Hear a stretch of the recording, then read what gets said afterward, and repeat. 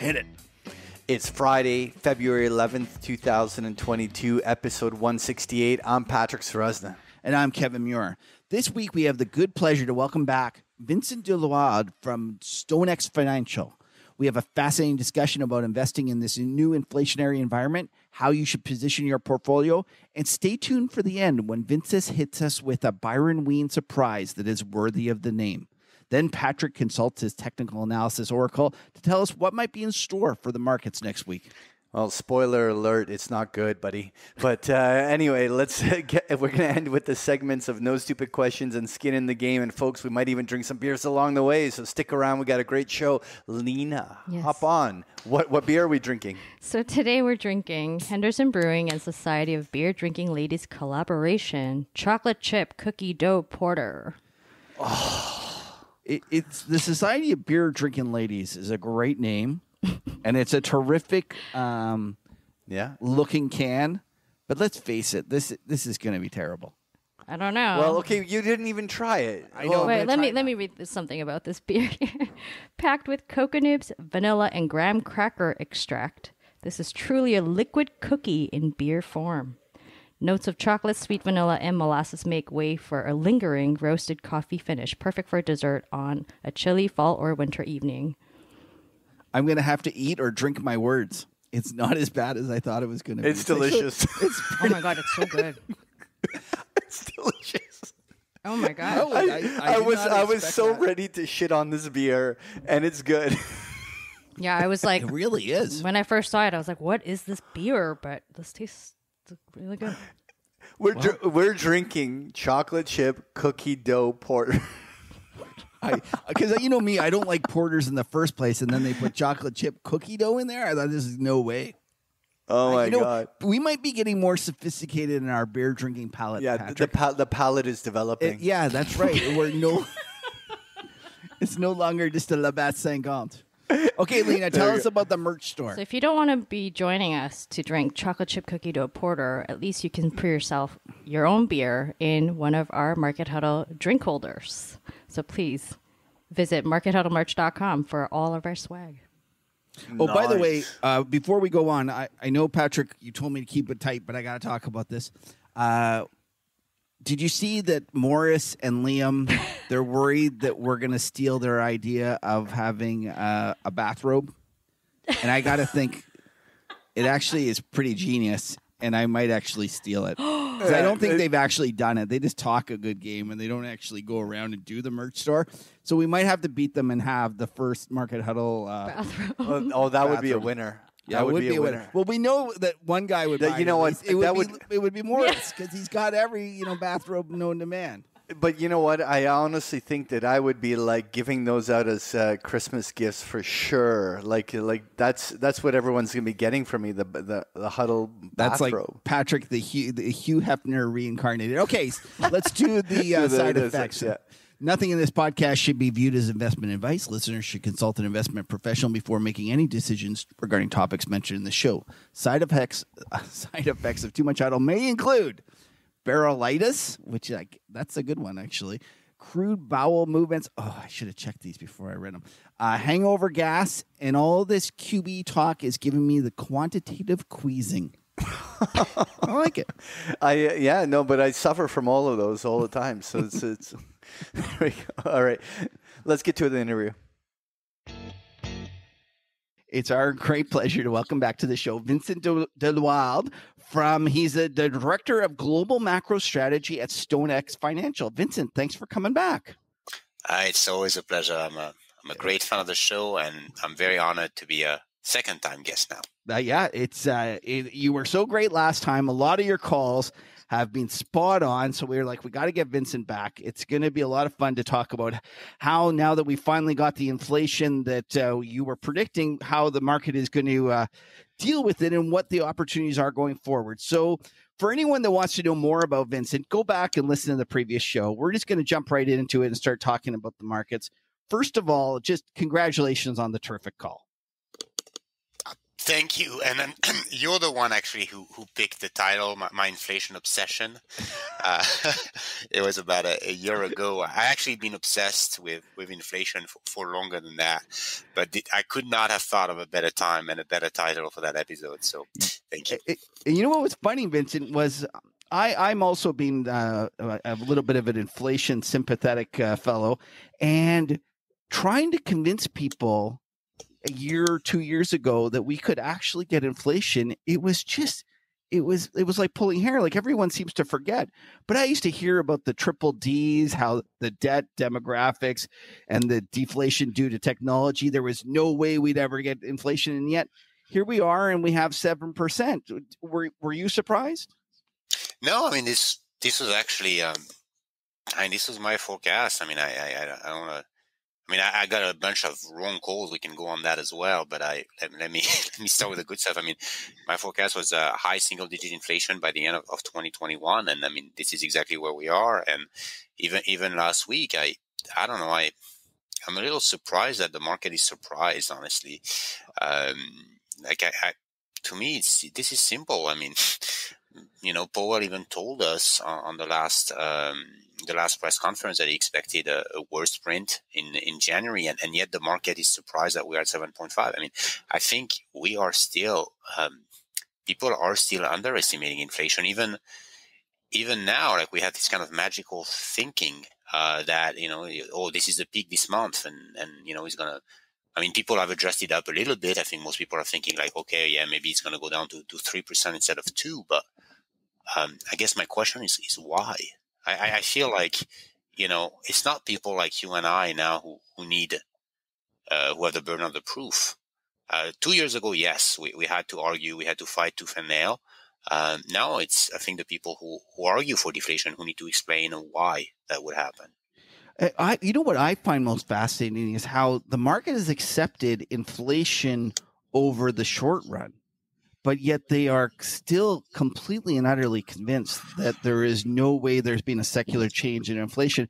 And all you have to do is look at the still low terminal rate to realize that they're not concerned about long-term inflation in the least. If I may bring up something that I haven't published yet, I know you're going to share some of my reports, but this one I haven't written. I'm working on it as we speak. So I downloaded long-term inflation data on every country I could find for the longest period I could find. So it was a kind of intense project. And what I wanted to get at was the distribution of inflation. So, imagine a bell curve, and okay, we know it's not going to be a bell curve, right? Because it's kind of a log normal thing, right? It doesn't, the left tail typically is low, but one of the difference that there is between the actual distribution of inflation and a normal distribution is there's almost two modes. So for most countries, you're at, there's a mode around 2 to 4%. That's the definition of stable price. That's where it is most of the time. And then there's another peak far above 10%. And that area we are today, the 6-7%, is a lot. There are a lot fewer instances that you would expect if you had normal distribution.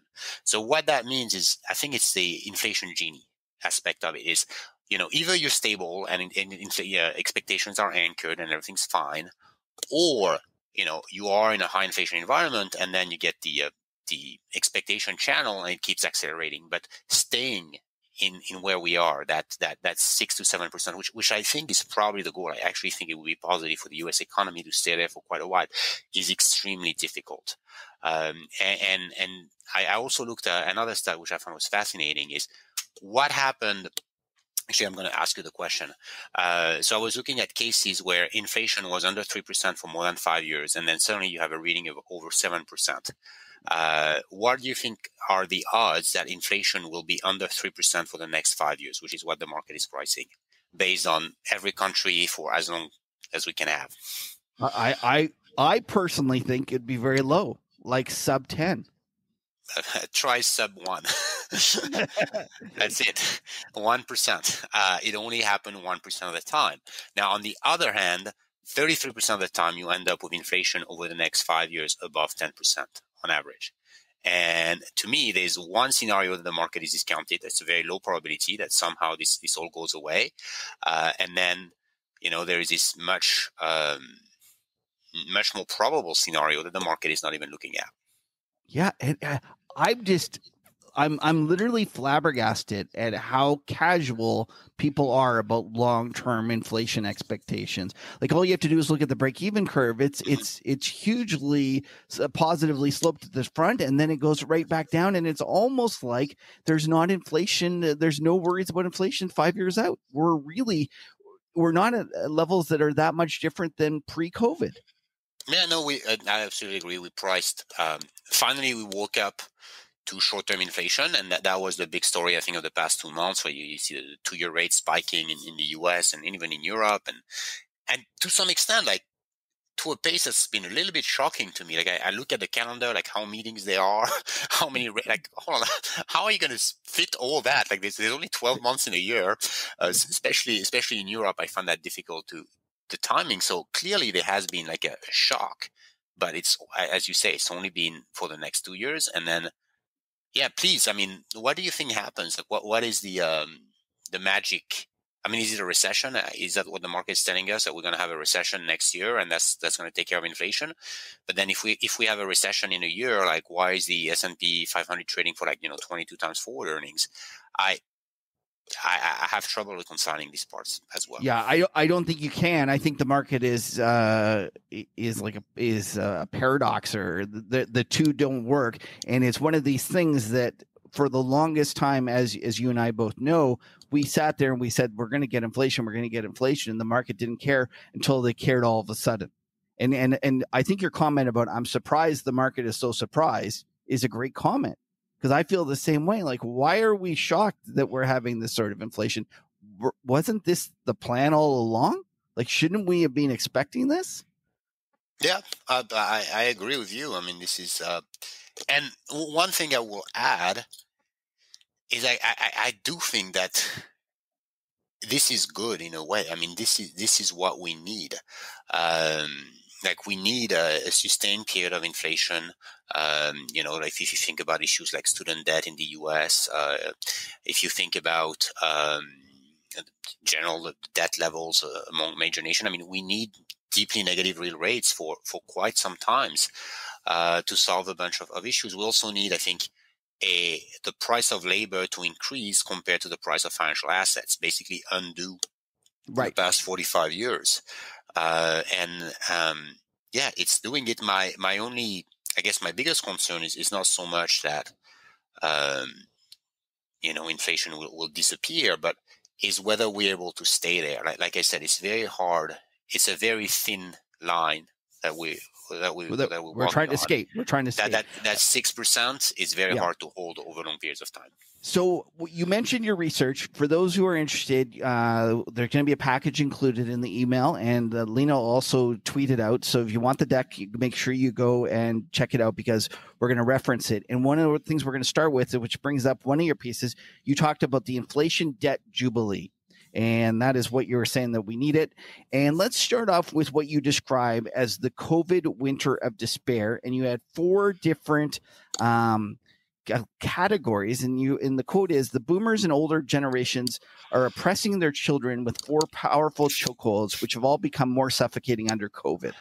And just, Vincent, I'm pretty sure are you a Gen X?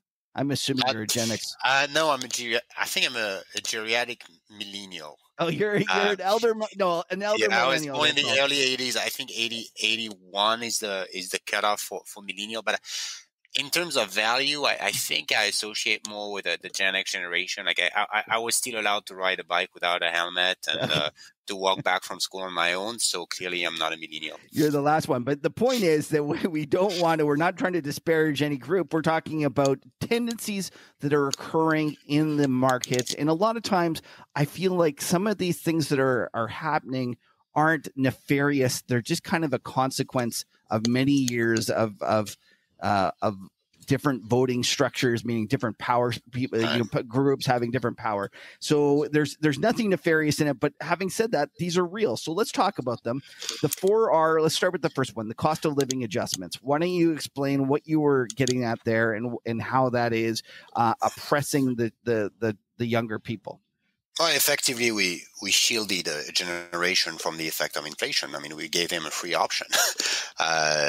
We gave, boomers, tips, free tips as retirement, which, kicks in nicely. I mean, as boomers retire, we had no inflation for 40 years. Now boomers retire, inflation 7%. I mean, good for them. Right. Many things have gone right for them. Huh? That's one of them. So yeah, every year, there's this thing called COLA, cost of living adjustment, where we look at. It's a slightly different index than the CPI. Actually, one that's even, I would argue, more favorable to boomers, but whatever. And then we adjust the Social Security payments based on that. So, for example, I still remember in 2008, as the U.S. economy was tail spinning into depression, deflation, because it was backward looking, the boomers got I think a 4 or 5% raise in 2008 as everybody was losing their jobs and homes. And then this year, I think it turned out to be like 6, something like that. So it's obviously it's nice. I mean, I'm not saying, I think all people should live in dignity, and maybe as a society, that's something we're willing to afford. But it's also a mechanism through which we could get this kind of wage inflation spirals of the 70s. I mean, if you talk to deflationists, one thing they'll tell you is like, well, we cannot have inflation because we no longer have unions, right? Back in the 70s, you had negotiated wage contracts. So the workers would say, okay, you'll raise my wage by inflation plus X. Now, it's mostly individual bargaining. Although we are seeing a comeback of unions, but still it's minimal. But on the other hand, we have this massive explosion of the number of boomers and people on Social Security. And actually, I did the math. There's more people now who are either retired or on disability than there were union members in the 70s. And also, this is the group with the biggest asset and the highest, because the older generation are the wealthier in the U.S., and these guys are shielded from inflation. So we can, in my view, very well have this kind of, yes, inflation goes up, but wages go up, and then that keeps feeding each other. Right. So the next one is rising healthcare. Yeah. So, I mean, that's very straightforward. I mean, as time passes, we spend more money on healthcare. If you look at Medicare spending, for example, in the 60s, 70s, it was less than 1% of GDP. We're closer to 6 now. I think as a whole, we're spending about, 14% of GDP on healthcare in the US, which is the highest in the world for probably one of the worst outcome. And that healthcare is given for free for, people over the age of 65 under Medicare. So if someone gets a service for free, someone else is paying for it one way or the other. And again, I'm not arguing that we should not take care of our elderly population, but I'm kind of questioning why healthcare becomes a right when you're 65, but not when you're 64. Right. And just so you know, you are not making judgments about any of this. You are talking about the reality of how this will affect your investments and set the macro landscape. And that's one of the things people need to remember is just because you say that this is an issue, it's an issue for the markets, and it's a political choice that we need to make, and everyone needs to remember that. Okay, the next one is student debt and the college racket, which I think is a great way of describing it. Well, so this is always something that shocks Europeans when you move, or even I would say non-Americans when you move to the US, is how casual people are with debt in this country. In Europe, if you have debt, it's like a letter of shame, or if you fail. In the US, we kind of have this very, and I think it's very positive, like second chance mentality. Okay, try. If it fails, get back on your feet, stand back up and do it again. This is, the chapter 11 for bankruptcy, or even the ability to discharge yourself of your debt if you have personal bankruptcy, which is much easier in the US than the rest of the world. There's one exception, though, is student debt. I mean, you cannot discharge student debt through default, which is, it's ridiculous. It's the same stuff like the indentured laborers, in England. Oh, you owe me $10, so forever you will have to be in my service. And really, it is, we change the law in a way that that is very unfair to young generations, especially people who are not necessarily able to make decisions. Like, I mean, can you make a decision with respect to like taking 6-figure debt when you're 16, 17? And when society as a whole tells you need to go to college to get a good job, yada, yada. I mean, most of the time, I mean, you know, when you go to college, I mean, it's really just a lot of boozing. It's very expensive. Right. Yeah, I was really hoping that COVID would change things. Like, I thought, well, no way.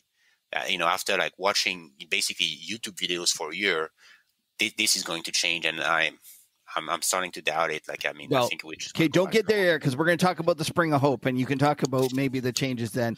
The final and the fourth one was unaffordable real estate. Right, and that's really the biggest one. I mean, if you think about it, is that's a driver for everything. How quickly you can access to property, because that determines when you can get married, when you can get kids, even your own perception of self-worth. And yeah, I mean, as house price rise faster than income, it becomes harder and harder for first-time home buyers, which tend to be young people. And conversely, the people who own homes have this wealth effect that they haven't worked for. It's only, guess my home is worth, 1.5 million now. Wonderful. So it is a huge driver of social inequality and also economic behaviors. And of course, with COVID, this has increased, probably by 25 to 30% nationwide in the US. Right. Okay. So no, those were the problems. And I would argue that most of those were really bad from the great financial crisis all the way to COVID. And then you talk about the spring of hope and how this has changed. And the important real thing to realize about the spring of hope is that this is part of the whole inflation theory. This is why your point is, I don't think inflation is going to go back down. And we're going to talk about the 7 reasons why. The first is rising minimum wage. Yeah, pretty straightforward. I mean, we still haven't seen a move on the federal level, but it's happening anyway. I mean, a fight for 15 is now in pretty much every urban coastal area. It's $15. In San Francisco now, people are talking about the fight for 20. I think same thing in Seattle, even places like Florida or Illinois.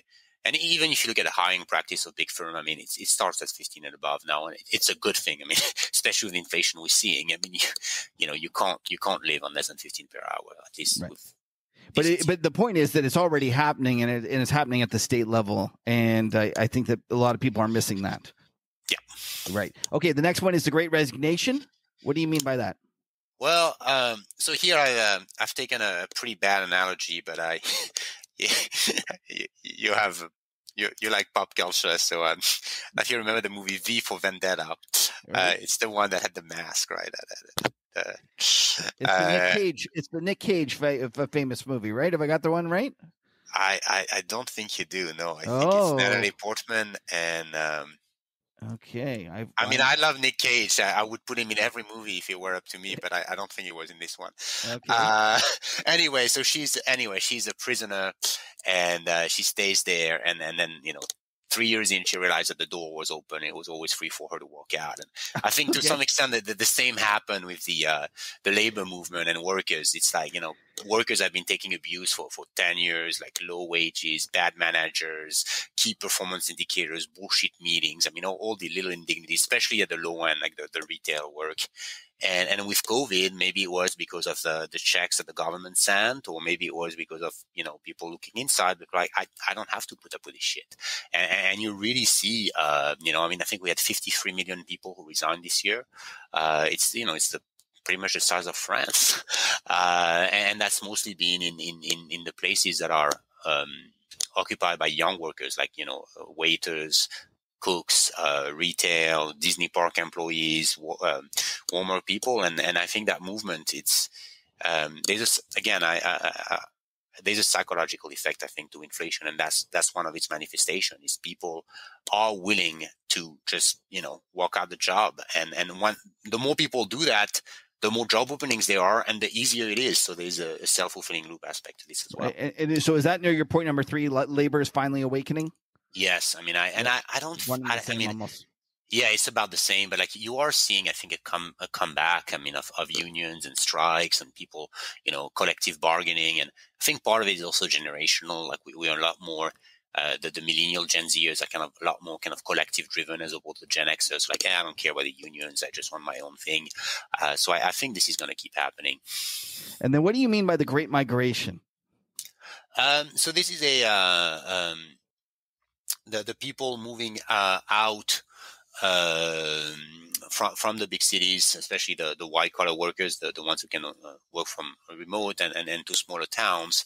I think that would allow them to end that like Peter Pan state. You know, when you're young in your 30s in a big city, you're man child. You know, you don't own your home. You know, you go on dates, you booze, you don't start a family. All that. Some of us are 51 years old and still man child children. Good for you. but the point is like you don't do the big household item purchases that you would if, you know, a generation ago, you know, people got married at 25 and had the kids and they need to buy the home, they need to buy the minivan and stuff like that. So as these young workers in their 30s move back, well, they'll buy homes, they'll do renovation. So I think that will increase demand for big ticket items. Okay. And what about this great crypto meme stonk NFT bubble? How do you think that it kind of incorporates into inflation? Well, first, because it made quite a few people quite rich. I mean, and some of these people have dropped off the labor force. I mean, this has made me very envious. You know, I live in the Bay Area, and I've seen people who are like retiring at age 30. Yep, you know, I made it with crypto. I sold some NFTs, and I don't need to work anymore. So I think that to some extent, the whole FIRE, right, financially independent, retire early movement. Yeah. I think some people in their 30s who've played this well are able to walk out the labor force and contribute to shortages. And then the second aspect is kind of this generational warfare, which to me was the most interesting part of this. You know, the Wall Street bet, the Reddit army, you know, there was a Zorro, you know, a justice aspect. Like, let's stick it to the boomers. Like, this was in a way like the notion that the boomers had destroyed the economy with the internet bubble and the real estate bubble. And this was the chance of Gen Zers to get a bull market on their own without the annoying boomers on there. Right. Well, that's fascinating. Now, the fact that they're dropping out of the labor force because they've made so much also plays into your sixth thing, which is lower immigration. Yeah, I think, you know, immigration was somewhat of a crutch for the system. Like, FIG didn't work. Like, the system was slowly unraveling, but because we had basically cheap goods from China, so that the price at Walmart were cheap, and then we had cheap labor coming from other countries, the economy was still working, even though we had this kind of internal unraveling in terms of generation, in terms of health outcomes, and that kept the system going. I think we are seeing this global backlash against immigration, and that's going to put pressure on wages at the low end, especially. I mean, if you look at an economy like California, I mean, if you remove immigration, I mean, it's going to be a problem for hotel, for tourism, for agriculture. Entire sectors are built on that workforce, which may no longer be available. Which is the final one, is the demographics. Yes. And that's the hardest one to deal with is the fact that we have professions that are going to disappear in the next year. I mean, if you look at the truckers, the average you're Canadian, so we talk about truckers. The average truck driver is 48 years old. There's 90% turnover in that profession every year. And it's gotten worse because now we have all these tests about, you know, drug use and, you know, and with COVID, of course, these things have gone up. So, you know, no one wants to do these jobs. It's even worse for farmer. The average American farmer is 58 years old. I mean, can the Fed print farmers? I mean, no one wants to do this job. And so far we've been okay because, you know, the boomers are only starting to retire. So, you know, they're still working. But as time passes, we will have shortages across entire sectors of the economy and sectors that matter. I mean, as Canada is experiencing right now, if the truckers don't work, the countries don't work. Right. So now bring this all together. So we had this previous chokehold that was keeping inflation down. But since the spring of hope, would you argue that these things have now shifted? And this is part of the reason that we should expect inflation for many, many years to come? Yes, I would think so. I think we had one of these major turning points, like you would say that the last one was 1980 and 81 with the Volcker hike, the end of the Vietnam War, the Reagan administration, like that, you know, the opening up of the world, like that started a 4-year cycle of disinflation. I think 2020 is the mirror opposite of that. And if you think about timing, 40 years is about what it takes, about 2 generations, and this is exactly where we are. Okay, so now if we all agree that we're going to have inflation, part of the problem is, what do you do about it in terms of your portfolio? How do you change it? One of the things that I've argued about is that I've been very scared about what I call the top 8, which was the big 8 stocks that were the largest cap stocks. But you've created something that's much better. And the moment I heard it, I was like, oh my goodness, this has got to be the most ingenious way of discussing the different parts of the stock market and what investors might be most exposed to in a bad way. You call it the intangible 15. Why don't you explain your thesis to us? Sure. So I was looking at ways, say you never heard about the stock market, you had to explain to a Martian what is the most important difference between stocks. Is it growth versus value? Is it the economic sector? Is it the quality of the balance sheet?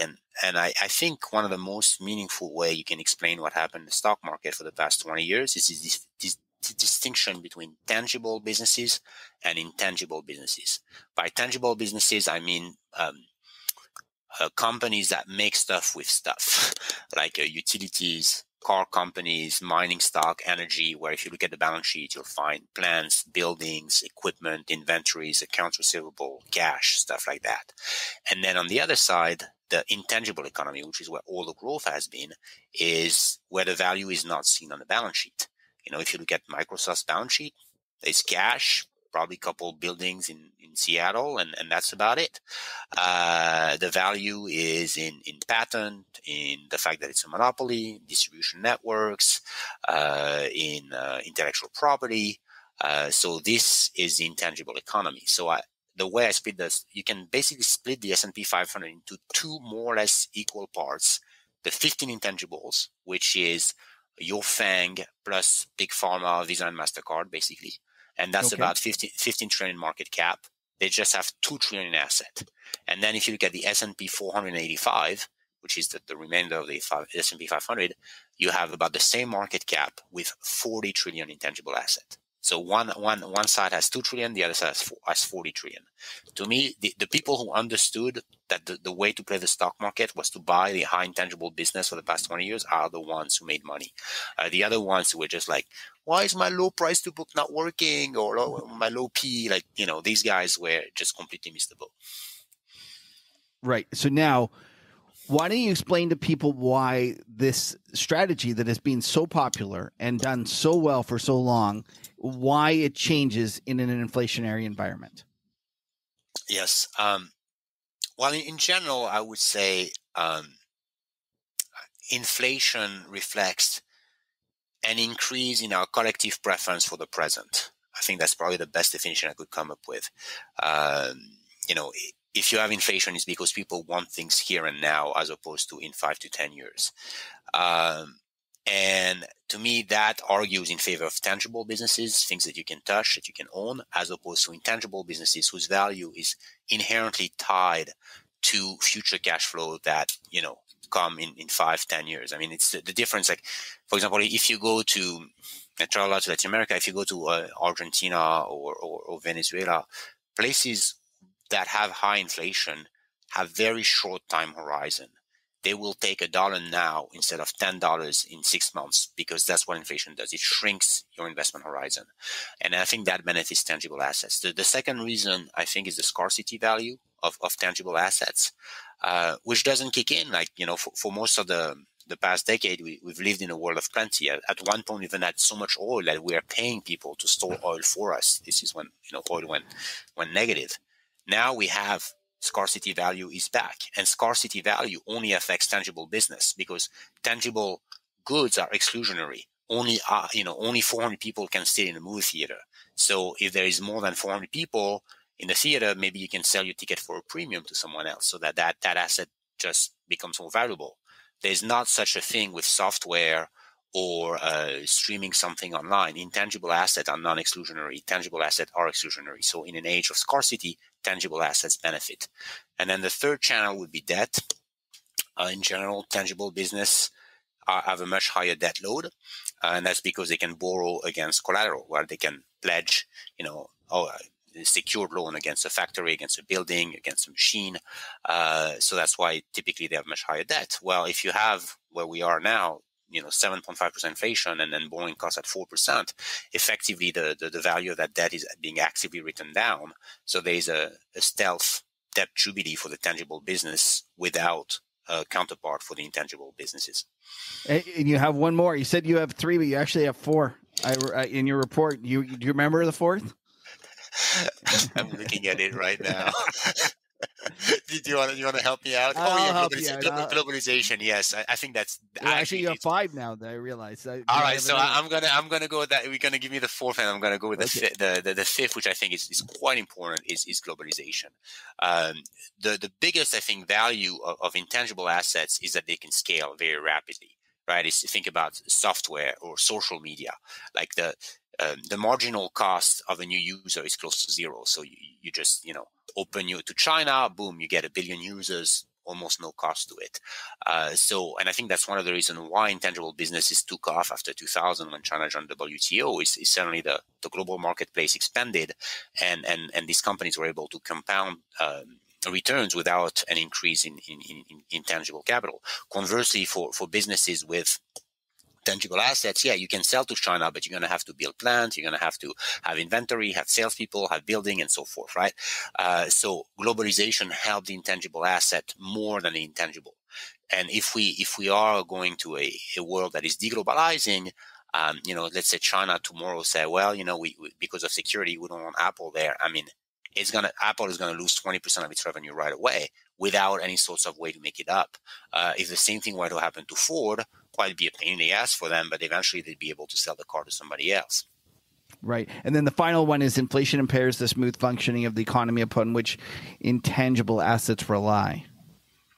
Yeah, you can think about inflation as a fever, if you want, like some sign that the economic body is unhealthy, and in general, it's like a friction in the system, right? The wheels of the economies are not turning as well, and for an economy to work well, intangible need is very well functioning economies like Switzerland, like Scandinavia, even Canada or the US, where people can cooperate, people can make long-term plans, trust each other, and all these things tend to be eroded by inflation.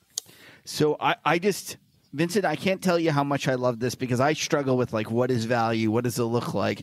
What are the different parts? Like what is going to get hurt in inflation? What's going to do well?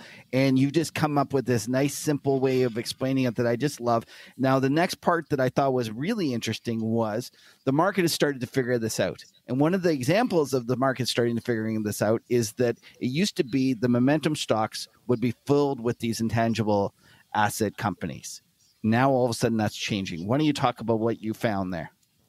Sure. So I was just looking at the momentum portfolio. So you just sort stocks based on 1, 2, 3, 6. I mean, people have different religion about what the proper momentum is, but for most of the past 10 years, hasn't mattered, right? Your momentum portfolio was always Google, Apple, Microsoft, Visa, MasterCard, your intangible 15, basically.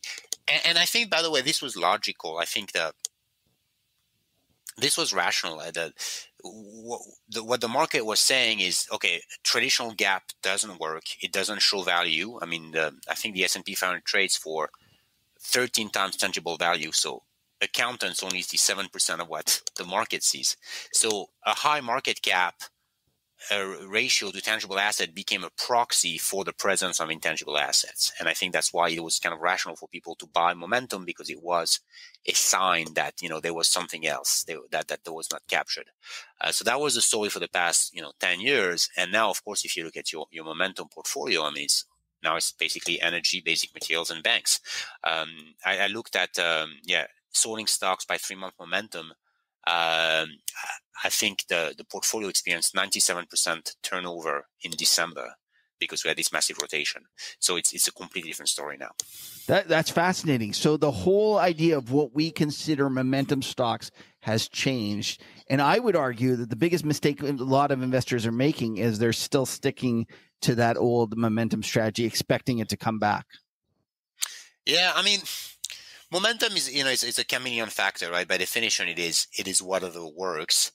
So maybe it's going to work because it's going to shift into the value names and into the cyclical and energy and banks. So it could be that.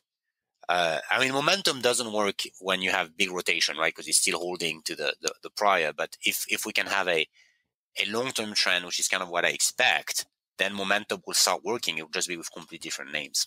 Right. Which I think is fascinating. And it's just, I think that a lot of people are struggling to try to understand what happened in December.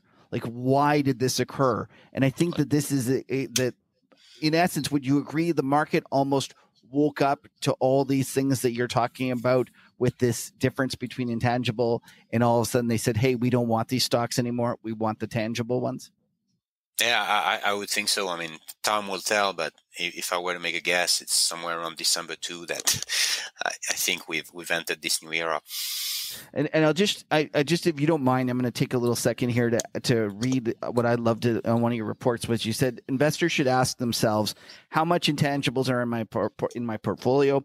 Are they depreciating assets, or will they value increase due to economies of scale? How easily can these intangible assets be replicated? And here's my favorite is, how much am I paying for them? Because I think that's the real problem, is that people are paying too much for those.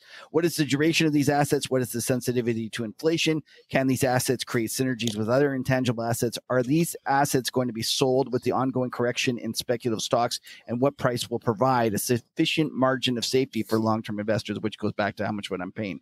Now, let's talk about, we've highlighted things that you shouldn't own, which is these intangibles. Let's start talking about things that you do like to own. What would be examples of tangible assets, and where in the world would you find them?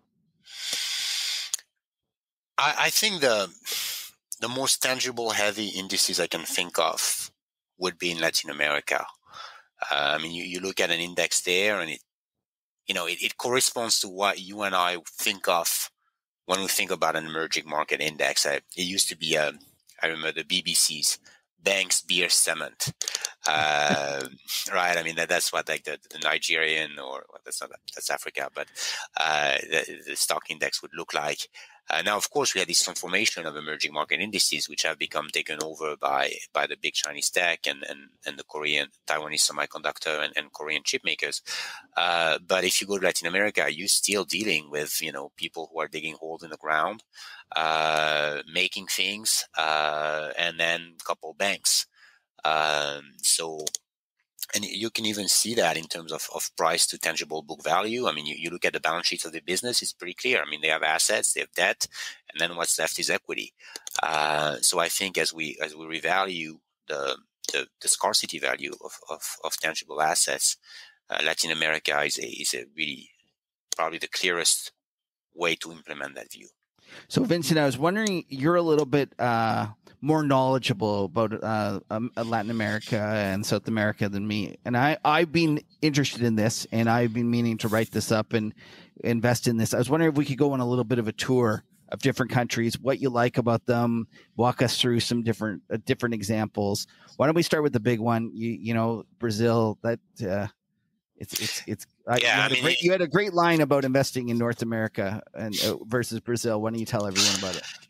Yeah, I mean, Brazil is to Latin America what the U.S. is to North America. I mean, you really cannot have a rally without Brazil. I mean, if you're bullish Latin America, you have to be bullish Brazil, and especially when it comes to tangible assets. I mean, obviously, it's got a huge agricultural potential. It's got oil, iron ore, soybean. This is really where you can still dig a lot of stuff from the ground and sell it to the world. And it's really also I would argue probably the cheapest, or maybe Russia is, I don't know, one of the cheapest markets in the world. I mean, a horrible decade for Brazil. I mean, remember 10 years ago, everybody in Miami was Brazilian, and you had all these Brazilian people at Disneyland in Orlando. Lula just sent money to the people. Huge boom of the Brazilian economy on the back of strong oil prices, of course, and then for 10 years of hangover after that, and just things going back to worse: political scandal, corruption, populism, and then never-ending recession. So really, the I mean, the currency's been hammered so bad. I mean, it went from like 1.5 to close to 6 against the dollar. And the unemployment rate went up. But now we're getting at the point where I think it's probably going to get better. I mean, one thing that is rare, but as we've seen, is for once the emerging market central banks have been faster to see the rise of inflation than the developed. Instead of having, emerging central banks being caught by surprise by the Fed, it's exactly the other way. In Brazil, the Selic is already at close to 10%. So they've done their hiking cycles, and they are getting inflation under control. And you have a huge carry. The carry trade, that thing that, in the 90s, you just buy the high carry currencies. It's back on. And Brazil is really the poster child. The poster child for that. So, that would be. Well, great. That. I mean, got me sold. Let's go on some other ones. What other ones do you like? Walk us through different countries of South America that you might like. Well, I mean, in terms of size, I mean, after Brazil, the most significant one is Mexico. Mexico has fared better in large part, I think, because they've been able to free ride the U.S. stimulus. I mean, they're very integrated to the U.S. economy. So the peso has been stronger than most Latin American currency because it's been pulled by the U.S. But I think that's a reason to remain overweight Mexico, is as we see these kind of shorter supply chains, rising labor costs in China. I mean, Mexico is becoming competitive again. Mexico is a fantastic card to play. I mean, they have a young population, fairly educated, very close to the U.S. They have energy, tourism sector. So it's the future looks a lot better than the past 10 years. I think also for Mexico. And then after that, I mean, in terms of stock market, it's probably Chile, probably the most advanced economy in Latin America. Very developed pension fund sector, a lot of domestic savings, which is a big difference from the other Latin American countries. The other Latin American countries rely on other people's money, which I think is the biggest Achilles heel. Chile has developed domestic financing capacity. And then what Chile has is copper. Same with Peru. Between Chile and Peru, we probably have 40% of copper reserves, quite a bit of lithium as well. So if you think about EVs, I mean, this could be the Saudi Arabia, or maybe a mix between Saudi Arabia and Switzerland for the next decade. Some political risk, but I think people generally overestimate. There's the Venezuela nightmare. The Chavez of this, the Chavez of that. I mean, no, I mean, you go to Chile. I mean, this is not Venezuela. And I mean, after 40 years of, right-wing dictatorship and then pretty hardcore conservative, the people want a little bit of a better life. And they say, we should have. I think there is a way that these countries can accommodate their population's demand without falling into socialism. And that creates this perception, to me, creates a market opportunity, which you saw that with the Chilean election. Like, people freaked out when Boric got elected, and then the Chilean exchange has been rallying nonstop since that election, as people realize that he's probably closer to like a European social democrat than he is to Fidel Castro. Right. Okay. And you mentioned Peru briefly. Yeah, Peru. So then you get into the two smaller ones. I'd say would be Peru and Colombia. Peru is in many ways similar to Chile. Big mining industry. They've done a lot of reforms of the economy in the 2000s. They also had an election that brought a leftist candidate, which initially really freaked people out. But again, I think people are just realizing that. Another thing I'll say about Latin America in general is, with politics, we're talking about degrees of incompetence there. I mean, like people freak out about Lula. I'm like, oh, is it because Bolsonaro was so great, or was it Temer? Like, name a Brazilian politician who's like a great guy. It's kind of so even if you shift to the left, it's going to be different form of corruption, but I'm not sure it's going to be that much worse. So where Peru, this has played out. And then, the last one is Colombia. Also interesting, very cheap currency, big oil production, big middle class that has been struggling a lot. Good ties to the U.S. I would say I'm bullish the entire region. Do you buy ETFs on the index, or are you picking names? Like, what would you suggest? I think for people who are not deeply knowledgeable about the region. I mean, the ETFs are great. I mean, our firm StoneX is probably the biggest market maker in most of these names, especially like ECH or the Peruvian ETF. But like, especially if you want to trade Brazil or Mexico, I mean, you have 5 or 6 highly liquid ETFs that will give you exposure to the kind of companies you want exposure to. Okay, so now that was half of your trade that you've recently talked about. The other half is a hedge against this. Why don't you talk about your favorite country in Europe? It would be Switzerland. It's I mean, if economists go to heaven after they die, I think they get reincarnated as Swiss citizens. I mean, this is a perfect country.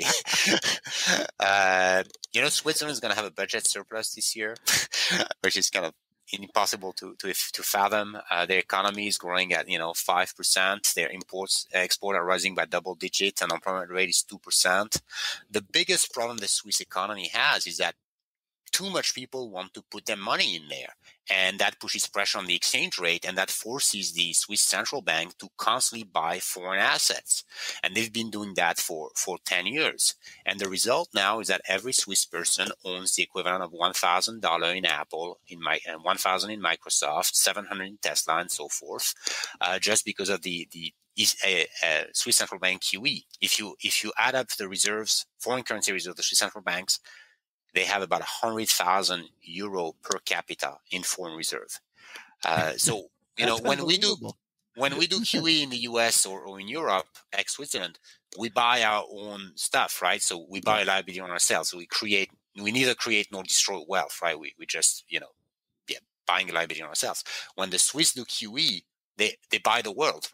So which is why I'm when I had this bullish call on the Swiss franc, people tell me, well, you're foolish. You're fighting the central bank. The central bank is suppressing the Swiss franc, which is correct. But I'm fine with that, because the more they do that, eventually they will own the world. I mean, at this pace, keep going. I mean, they already own like a good chunk of the German bond market. Eventually they'll own all the float of Apple. And then, maybe the Swiss franc doesn't move, but you have, an implicit right to owning the world. And so now the other thing is, in a risk-off environment, you think they outperform? Yes, I think one of the biggest challenge for this year, and we've certainly seen that so far in January, is, what's your risk-off asset, right? What's your defense? For most of the past 15 years, obviously, it's been treasuries, especially risk on, risk off. There was almost a negative 1-to-1 correlation between the returns of long-term treasury and stocks. Well, that's breaking down, because quite often now you see exact opposite. The stock market is selling off because rates are increasing, right? So the bond market triggers equity market sell-off, so it can't hedge them. People thought Bitcoin was going to do that. Well, we know that doesn't work. People like me thought that gold would do that. I'm still hopeful that I'm actually quite hopeful today and the past week. Like, I think gold's looking great, finally looking great, but it's disappointed a lot. So you go down your list of risk-off assets, and you get to like the Swiss franc, the Japanese yen, basically would be a strong candidate. And on balance, I think the Swiss economy is stronger than the Japanese economy. The Swiss central bank is less committed to financial repression than the Japanese central bank. So I think the Swiss franc has a role to play to diversify, especially the kind of portfolio I'm suggesting, which is cyclical heavy, Latin American heavy, so high beta, high cyclical stuff. You want to hedge that with something that will, do well if and when the stock market sells off, or if and when the Fed hikes rates. Okay, so that's fascinating. So you mentioned the Swiss central bank. Let's bring it back to the two big other central banks, the Fed and the ECB. And one of the things in one of your reports that you wrote, which I think is spot on and interesting, is you say, I want to address one last possibility, that inflation does not slow, but the Federal Reserve turns dovish anyway. What do you like right now? Everyone's convinced the Fed's going to be this hawkish. Why do you think that the market might not be right about that? I mean, they're in a really tough spot. I mean, I'm I'm not making that call. I'm just highlighting the possibility. But yeah, you're just saying that right. this is something people aren't considering the possibility. You know, it's one of these things that they're not giving it enough credence that they're not saying it's for sure going to happen, but it could. Right. So I mean, if you look at historically, the Fed hates to hike when the stock market is selling off. I think something like 90% of Fed hikes took place when the market was within 7% of its all-time high. My friend Warren Pies of 314 Research had a great chart on that. So that's one aspect. Then there's the slope of the yield curve. The Fed does not want to invert the yield curve, and there's almost no wiggle room. I mean, especially after today, I think where we saw the 10 years go down, 2 years go up. You know, you're probably looking at about 20, 30 basis points between the two.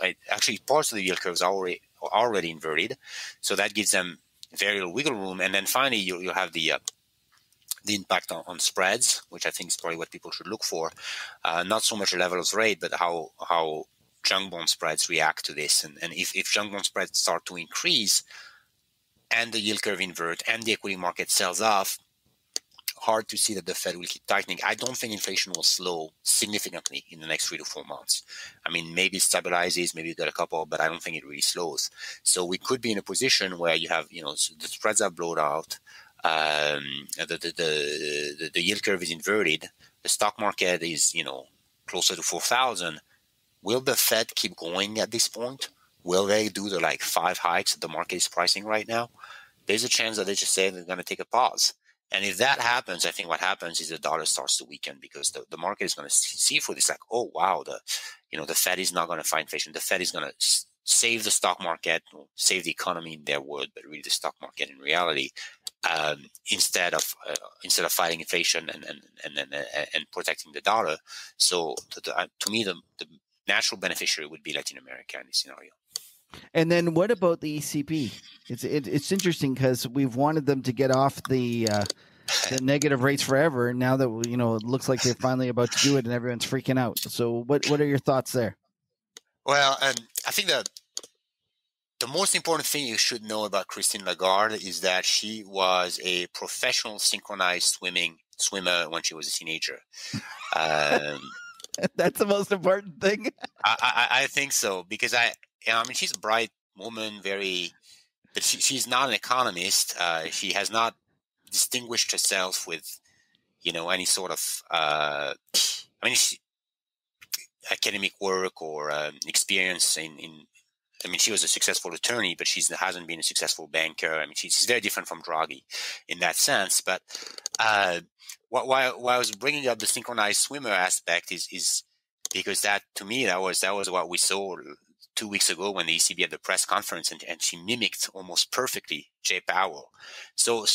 And I think that surprised people that the ECB could make that flip so quickly because they had been so dovish for so long, and they remained the transitory camp even though Paul retired the term. And then just like that, she turned very, very hawkish. And the shock to the rates market in Europe was actually bigger than what he had in the US because really no one expected that. Yeah. In general, I think the tolerance for inflation in Europe is lower than it is for the US. In the US, we kind of have this laissez-faire approach to inflation. And it might be history, like the Great Depression. Like for the US, deflation is what, destroyed the middle class. In Europe, it's inflation that destroyed the middle class. And there's also a difference in ownership. People in the US own more stocks. Stocks do well when there's inflation. People own their homes. In Europe, we own bonds or life insurance policies. We typically rent. So inflation is much more painful. And also Europeans are poorer. Americans for now, we have 7% inflation, but wages are growing. We still have money over from COVID, so most people can afford it. In Europe, the gas price surge is just, or the heating bills, it's gonna be a problem for even middle class people to pay the bills. It's gonna be a political problem for the ECB. So I would expect that the ECB could maybe surprise the market by being more hawkish than what it's given credit for. And that's fascinating. Now, obviously, currencies are much more complicated than just interest rate differentials, but there are times when that seems to be the narrative that drives it. Do you then see the euro surprising to the upside? Yes, I mean it's a hard call because the euro is a deeply flawed currency, but It has a lot of problems of its own, but I think that the biggest problem it had was the ECB and these negative rates. And the way the market is priced now, they should be gone by the end of the year. And the reason this was a problem is because effectively it pushed capital outside the Eurozone, right? I mean, basically you tax savings in Europe, you incentivize banks and insurers to buy U.S. treasuries, and then you could actually make money if you covered a 10-year treasury with a 1-year euro forward. There was almost an arbitrage return you could get of almost 100 basis points at one point. This has shrunk quite a bit because the yield curves are a lot more. It's now a lot steeper in Europe, and the rate differential is a lot smaller. So if you remove that capital flow aspect, you go back to the trade balance, which is hugely favorable for Europe. I mean, if you think about the biggest macroeconomic imbalance in the world is not the Chinese surplus, it's the German plus Switzerland plus Netherlands. I mean, there's probably like 800 billion euros of surplus every year between these three countries. And then, we have a very cheap euro. We've had a very cheap euro for 2 decades now. And it's getting cheaper because inflation in the US is higher than in Europe. And so would you be actually looking to buy European assets, or no, there's just too much hair on that? Yeah, I think there are probably better ways to express my view. I think the idea suggested Latin America with Switzerland is probably a cleaner way to implement the inflationary view that I have. I can see Europe benefit from that, but I don't see it as the leader in that movement. Fair enough. Okay. So, Vincent, last time you were on, we asked you the 3 questions. Since then, we've added another one. And today, you are going to be the first one to get another new question that we might add to our repertoire. Big thanks to my pal, Alex, that actually suggested this. There's a famous Canadian strategist by the name of Don Cox, and he used to say, never invest on the basis of a story on page 1. Invest on the basis of a story on page 16 that's headed to page 1. My question to you is, do you think you could come up with a page 16 story for us? I will, with a disclaimer that I'm absolutely not a specialist of the sector, and you should consult with people who actually know what they're doing in this field, especially because it's nuclear. So my story would be uranium. I mean, we've seen a pretty good rally of uranium prices and uranium miners in the past month as everything else was selling out. And I'm kind of wondering if that could be one of these page 16 stories that's on the way to page 1. I mean, we have this massive energy crisis in Europe. We have this push for ESG. It seems to me that uranium, has a role to play. You see China rolling out, I think they want to build 30 new nuclear power plants in China. France, was trying to. In France, nuclear energy was 80% of electric production. We're trying to get that down to 50. Now we're like, no, we're going to do more. So I think uranium, which has gone from a very brutal bear market for the past 15 years, could be one of these assets that people overlook and is poised for a comeback. Do you think that the attitude about nuclear energy is changing in Europe? Like nothing like a gas shortage to really change people. Yeah, I think. I mean, if you just look at what's feasible and what's there, I mean, whether you like it or not, you have to go. I mean, it's. I mean, what else are you gonna do? So, I mean, I still think the Russia thing is gonna get solved. I think we're not gonna have World War III, but still, obviously, this is. You don't want to rely on the kindness of Mr. Putin. Yes, and the push for renewable is, I mean, that's the story of Germany, right? Energiewende, they were the first one to do it. 10 years ago, that was Merkel's big initiative, and really what it has done is that Germany has gone. They pursue this dual track strategy where we end. Coal and oil and nuclear at the same time, and I think that was the mistake. Right. I mean, if you want to end thermal petrochemical, you have to use nuclear, which is what Germany did, by the way. They were just buying electricity from France and coal stuff from Poland, so they were just changing the pushing the pollution outside their borders, but they were not getting any cleaner. And and unless we have like significant breakthrough in renewable, and we can address the problem of intermittence, like it's when it's not sunny or when it's not windy, you will need some sort of substitution fuel. And natural gas in the US and Canada can work. It's actually quite good at that. So, but Europe doesn't have that much. I mean, we kind of have to, and we have the infrastructure, we have the expertise. I mean, I don't want to tout the French, but this is one of the rare good things that the French ruling class has done is develop a very robust nuclear energy ecosystem. You don't want to tout them, but you're a Frenchman. Guilty as charged, sir. Okay, so the last question is the Byron Wien question. Byron Wien used to talk about something, the surprises for the next year. And what he defined as surprise was something that the market would assign a less than 1/3 probability of happening, yet he would believe that it had a greater than 50% chance of occurring. Do you have a Byron Wien surprise for us in the next year? I'm not sure about the probability, but I'll go, because we're recording this as we are hearing noise about World War III. So my surprise is going to be that the Russian stock market is the best performing stock market in 2022.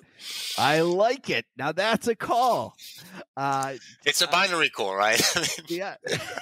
That's a great call. And, there's a lot of really smart, shrewd people that are looking really hard at it. There's lots of positives for it. Why don't you tell me the basis for your belief that it might be that standout?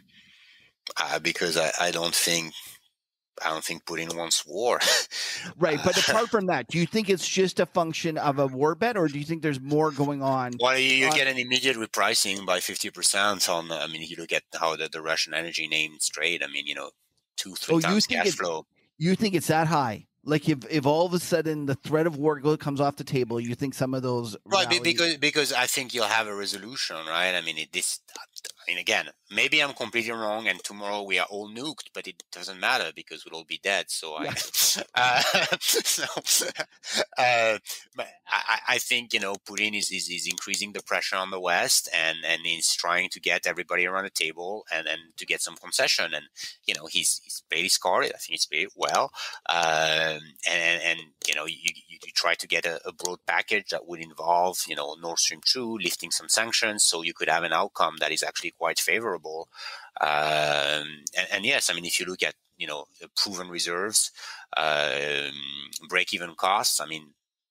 Russia is the energy powerhouse for not just oil but also natural gas, even uranium for that matter. So there's a lot of value that is currently not being reflected. I like it. That's a great call. Now, so we did all the market stuff. Now for the fun stuff that I got to give you a little bit of a hard time on. I heard you talking on another show, and you mentioned a certain show on Netflix. Is it on Netflix?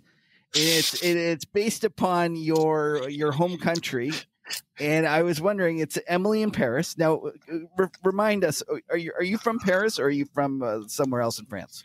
No, I grew up in Burgundy, and I moved to Paris for my school, and I actually experienced what most Americans describe as the French are rude and arrogant, and they take it personally. It's not. It's just Parisians are just rude and arrogant to everyone, including 18-year-old Vincent coming from his little countryside as a nice, polite country boy who doesn't know the codes of the Parisian aristocracy. So when we go there and we think they're just rude to North Americans, we should be aware that they're rude to everyone and not take it personally. Okay, so now let's talk about the show, because I take it you are either you want to watch it or you are forced to watch it. And for those who don't know, Emily in Paris is about a young woman who decides to go and live in Paris, and she barely speaks any French, and she gets into a whole bunch of things. Let's just say adventures. Yes. So what's your biggest complaint about it, as like someone who lived in Paris and going, that's not the way it is? Like, obviously there's lots of things wrong, but what's your biggest peeve about it?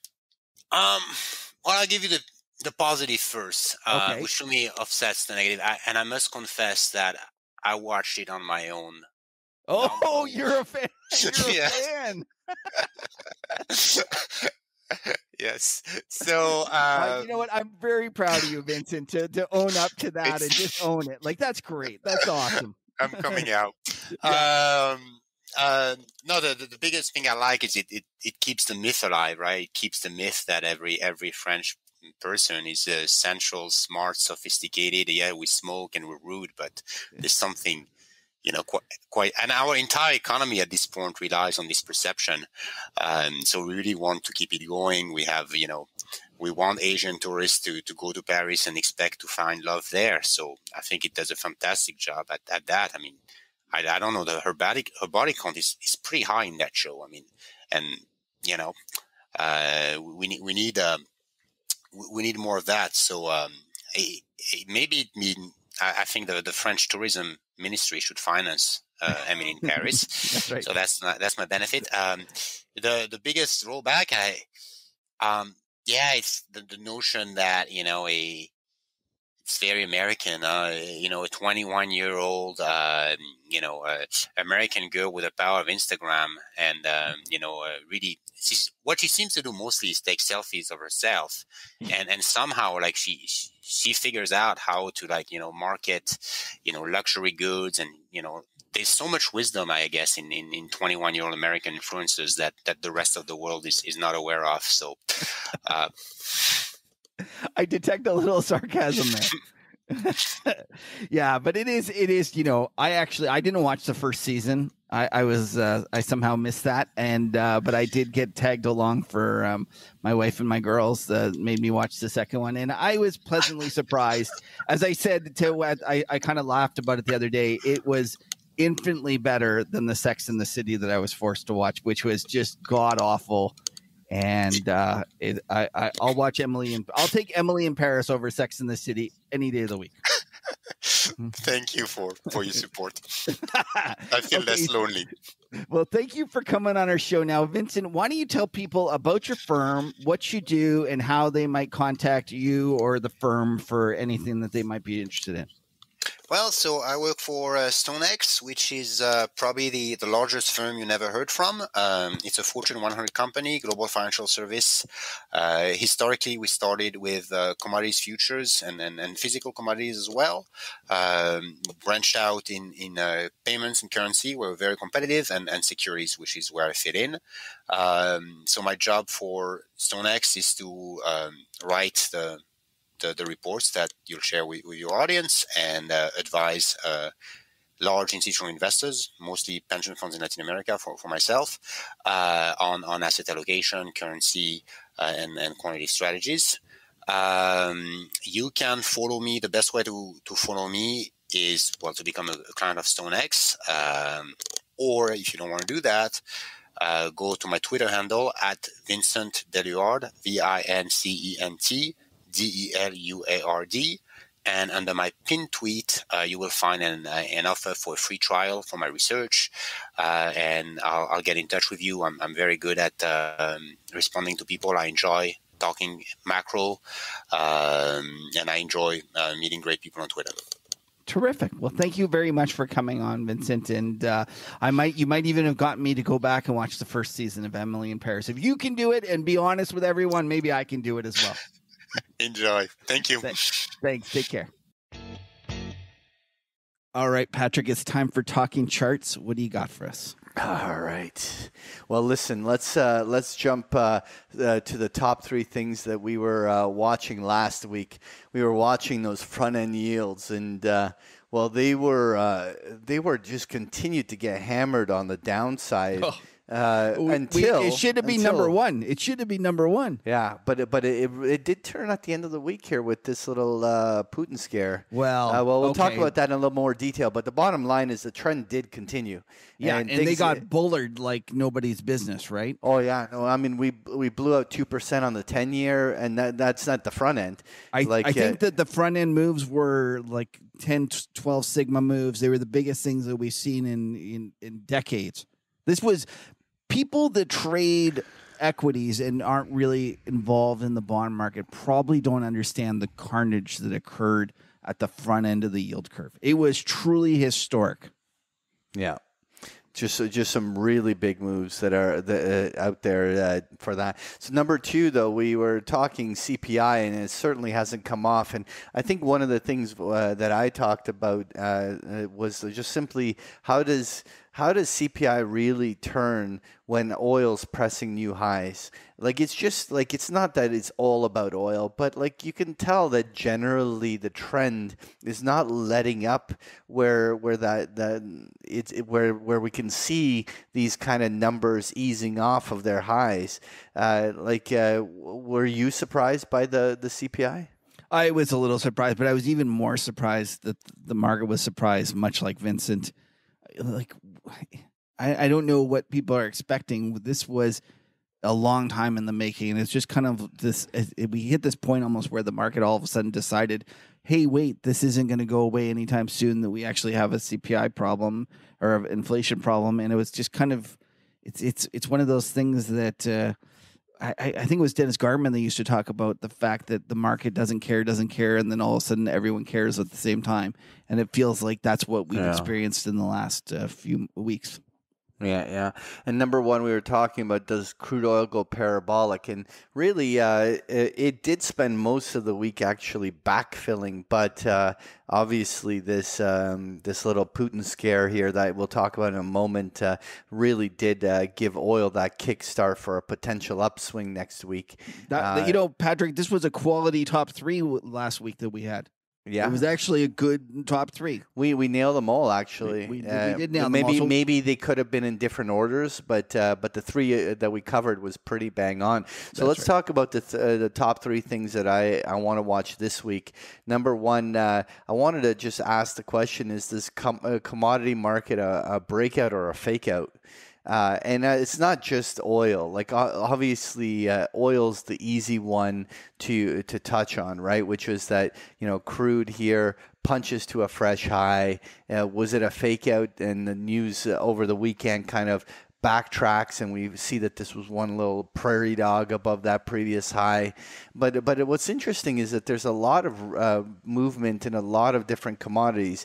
Like, for instance, there was an attempted breakout by copper. It gave much of it back in this last move, but it was certainly a breakout. That's a pretty clear little prairie dog. I mean, I would agree. It's not a perfect prairie dog, but it's definitely because it would be an ideal if it broke that October high. To kind of just to really solidify that, but you know what?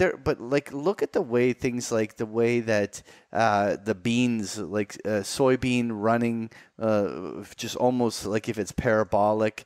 You have corn just continuously plugging away on the upside. Just a lot of commodities. We had big breakouts. Actually, let me just touch on some of the other ones that we don't touch on too often. But look at the way cocoa futures broke out on the upside, like it's ready to go. Even look at the way that coffee futures poked out to a fresh new high after. I mean, like, coffee futures doubled in 2021, and it looked like it was getting a little heavy and it was going to turn, but no way. It broke to a fresh new high on the upside. The question, just my thing is that does this continue? Are we going to continue to see all of these commodities plugging away? And that's my number 3. You have anything to kind of comment on that? No, there's another commodity that I haven't traded, coffee. I feel like I'm just going to have to go buy one of everything. By the way, I did it. You did? You traded some OJ? No, I did OJ. Thank you. And not coffee, but OJ. I bought the dip. I'm a little down. But where the hell is Beaks? Yeah. That's hilarious. I bought it at like one. You broke your OJ cherry. Oh, yes, I gotta go do it too then. Well, no, but wait till I'm going to sell it. No, I'm going to sell it on you. I'm going to go and push it down. Thank you. I was about to say, don't Gucci it by both of us going long, then I'm for sure done. Yeah. But I did buy an OJ. We could have the market huddle hedge. One of us is long, one of us is short. Yeah. Somehow we both lose money because we traded so badly. Okay, number 2, what are we watching? We have that slew of Fed speakers coming out. All right, why don't you give us a little rundown? Well, there's on docket is a whole just slew is the right word for that. And what I like best is that the Bullard, who created this mess with probably one of the most poorly articulated Fed communication in a long time, he's scheduled for Monday morning, I believe, on CNBC. We'll see if he got his marching orders and got told to fix that mess that he created up, and we'll see what the new message is come Monday. Yeah. Very important, very important.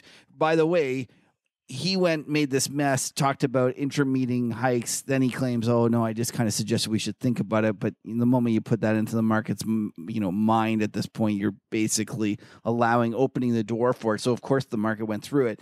But then privately, a whole bunch of other Fed FOMC board members reached out to or got phoned by different reporters, and they kiboshed that right away. And that's part of the reason as well. Like you talk about the Putin with the causing the short end to rally today on Friday, but the reality is that it was already rallying even before Putin because of this whispering in the ears of many reporters that no, they're not doing an intra-meeting hike. No, Bullard's talking out his ass is basically what it was.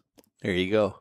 Yeah. So number one, does Putin go in next week? And the interesting thing is that we had a different top three up until lunchtime, and then just as 1 o'clock rolls around, it's like, maybe we need to take a little different angle on this. Right.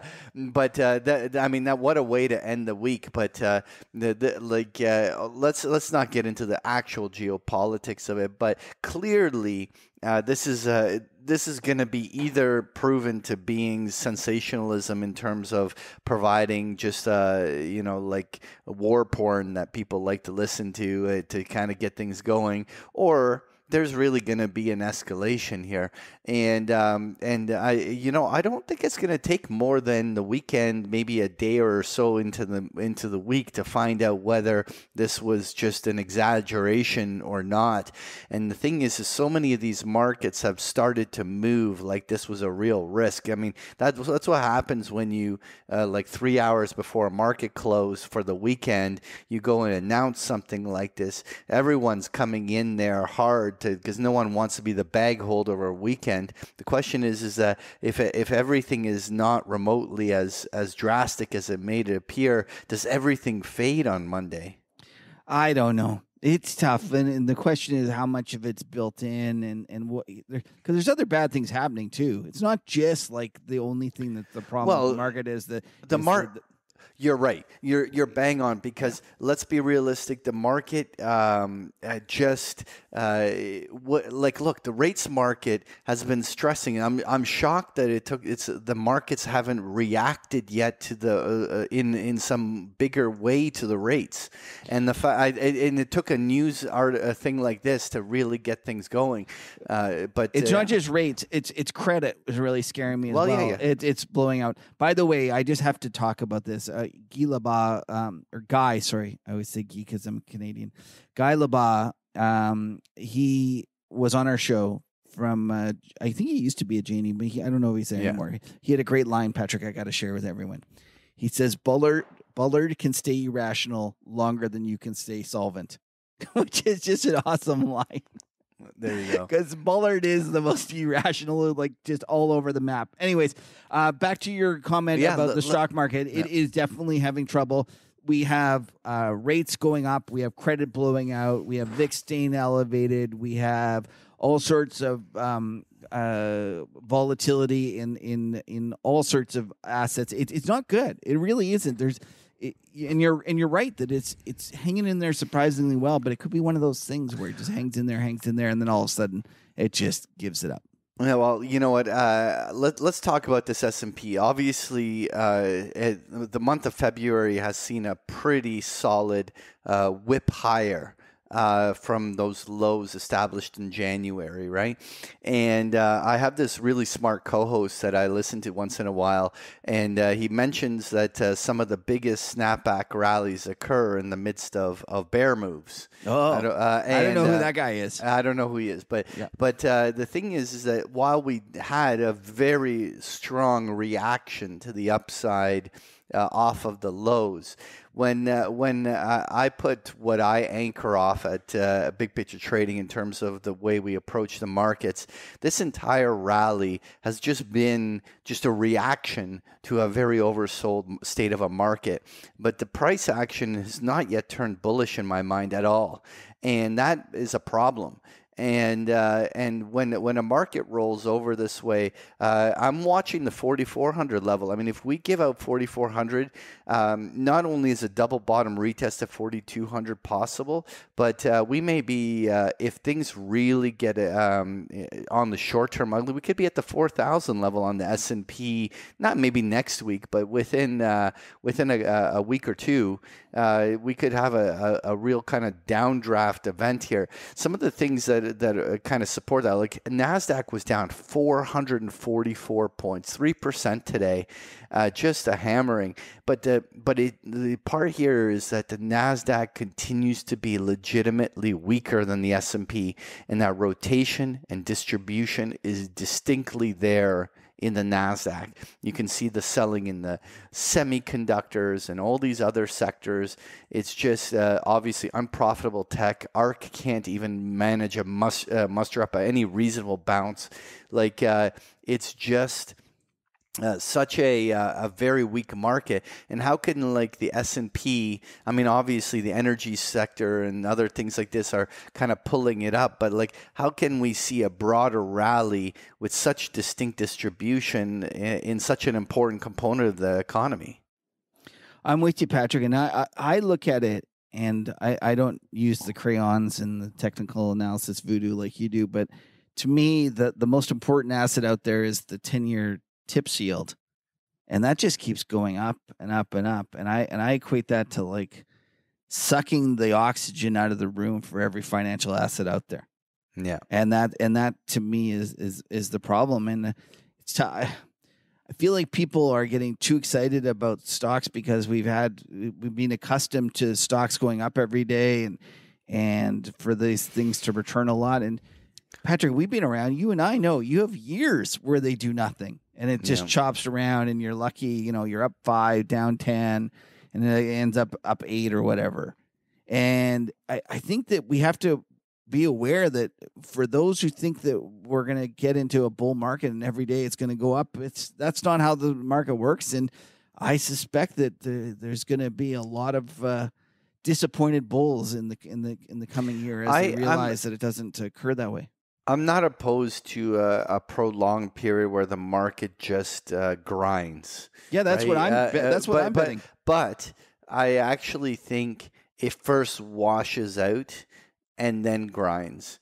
Like I think, like for instance, a grind on the S&P could be between the 3,600 and 4,100 level on the S&P, but we first need a kind of a little washout. So you're looking for a big, like not a big, but a sell-off of decent size, proper. So sell-off, okay, here's a question for you. Go back to the SPOOs.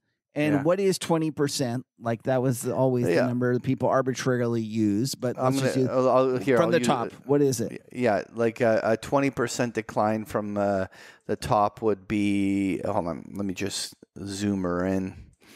Because let's just assume that we're going to get one of those. Yeah, a 20% correction is 3,900, just under 39, 38, 3,800 is like 21%. And that's not that big a deal. That's not even really a problem yet. Those occur. And so this is what I'm saying is like, we get down into that 25% down. Then I think the market could obviously react back to 4,100, 4,200, but then come back down and just grind it for an extended period of time. But I think first we go lower before. Do you think it happens in like a week, a day, a month? I think it's a first quarter story. Like it I don't takes know, a while to get down there. It's not. Well, I mean, we are in halfway through the first quarter, right? Like, so there's only like 6 weeks left in the first quarter. So it's not. The point is, I don't think it's going to take long for if I don't want to say I'm sure it's going down, but if we are getting this downdraft here, and to me, it's any price action that sustains below 4,400. At that moment, a downside draft to 4,000 is on the table. Nice. I like it. I like it. You're actually saying, okay, good. So, a day or two below 4,400, and then it's time to get really negative. No, like anytime if we get down to 4,400 and the bulls feel compelled to buy the dip and then get it back above 4,400, then that's not really the downside window opening. And we need to see that they blow through 4,400 like a hot knife through butter, and all rallies are failing and the bulls don't show up. Like if you see that, then there's another 400 points lower than on that kind of a move. Okay. And so we'll see what happens. I wanted to just touch on some of the reactions we obviously got to in the end of the day. With crude oil, $4 up on the close. More importantly, broke to a higher high. Now, this is the big question here, Kev. Like, what if this was just war porn and like just like panic porn, and you basically have everyone realize over the weekend that things are nowhere near as bad as this? I mean, this could be a prairie dog. I'm a little worried about you though. You're naming porn a couple of times there, so yeah, no, like you know what? But it's just like it's the headline that I know. It feels sensationalistic. I agree. Yeah, it's and not only that. Let's face it. Did anything really change? No. So yes, the U.S. are telling you to get out. Yes, there's a window that they talk about that if they're going to invade, they need it cold enough so they can drive over stuff, I guess, because otherwise in the spring they'll get bogged down. And so we know that it can happen any day. Did something happen with the American administration to indicate that you should come out on a Friday afternoon and say this? Like, I don't know. I hate to even bring this up, Patrick, but could it be a little bit of the wag the dog? Like, it feels weird that they're making such a big deal about it. Now, maybe in hindsight, we'll look back and go, oh, you know what? Obviously, they knew more than we did, but I don't know. It's tough. Yeah. It's tough to be sitting here and watching it from this point of view. And to your question, I'm not sure that if come Monday, nothing happens, that everyone says it's off, because they're not saying that it was going to happen. Well, that's not true. There was one report that it was going to be this weekend or it was going to be imminent, and the administration completely, said that was not the case. They do not believe that, but they still believe that it can happen at any moment. Well, here's my call. If oil's back to $90 on Monday, then this was nothing. But if we see that this rally that happened at the end of today is not given back, we're going all the way to 100 plus. Because once one of these kind of melt up things start, it just keeps going. It just keeps going. And so if this is a fake out, we will know by Monday. And if oil isn't giving it all back on Monday, then this thing is not going to quit. Patrick, I like it. This is two definite things you're saying. I love it. Yeah. Well, that's a great call. I appreciate. I respect that. Let's see. So let's. I was just going to touch on uranium. Vincent was mentioning it. It's just been quiet, and it's interesting because it wasn't page 16 news back in August, in September. I mean, but the thing is that it's been kind of left for dead. Most people are talking. I think we have to remember that. We get excited about different stories. We get Cuppy on. It feels like everyone's talking about it. But if you went and spoke to the Fidelity equity manager, they probably wouldn't even care. They can buy one name. They don't bother. To be fair, I do speak to an institutional salesman who's trying to sell some of these stocks. And he said people don't even care. They tell him, you know what? When it doubles again, then come see me. Because it's just too small. They don't care. The story is, if I agree with Vincent, it is still page 16 news in the grand scheme of things. Yeah. Well, interesting here. You look at Cameco in its post earnings, nice little gap, increasing. They increased their dividends, right? Yeah. Do you know what I thought was hilarious? Was the Cameco CEO said something about them not restarting the mine, and they said we're not going to go and restart the mine based upon mythical demand in the illiquid spot market. And all I could think was, no, I thought, oh, they're not going to restart the mine. They're not going to get tricked into it restarting the mine because Cuppy and the boys are buying all the spot. Now, having said that, the worst thing that could have happened for the bull market story is for them to have restarted that mine based upon a signal that they saw in the spot market. So the fact that they're not, and the fact that they're pushing back and saying, no, that's not real demand, is actually much better. And it's much better discipline. And it means ultimately that the story has more legs. Yeah. So just touching on gold, and that really, God, we've been here so many times with these breakout candles, and every time egg all over our face. But you know, this that one time you don't want to make the call that it actually sticks. Yeah. It's now let's not gooch her. Okay, let's just go on. Let's not talk about it. Let's not talk about it. Yeah, everyone knows why we're not going to talk about it, because we're loaded to the gills on this shit. And so let's move on.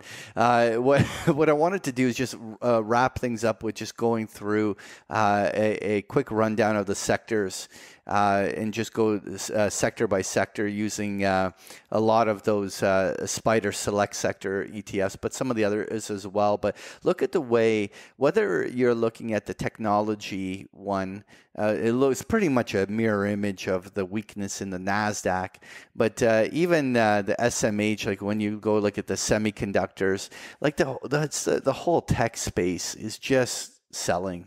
Forget it. Let's even add ARK into this mix and just look at the way, like, you know what? I know, like, Cuppy was talking about buying some for a dead cat bounce, but this is the worst dead cat bounce I've ever seen. Oh, he's already long gone. That guy, he tried it and he's probably done whatever. But the point is that this is, I'm sorry, but like after this thing wiping out from 125 down to like the 60s, you got a halving of it in 3 months. It should have warranted at least a $10 to $15 reaction on a dead cat bounce.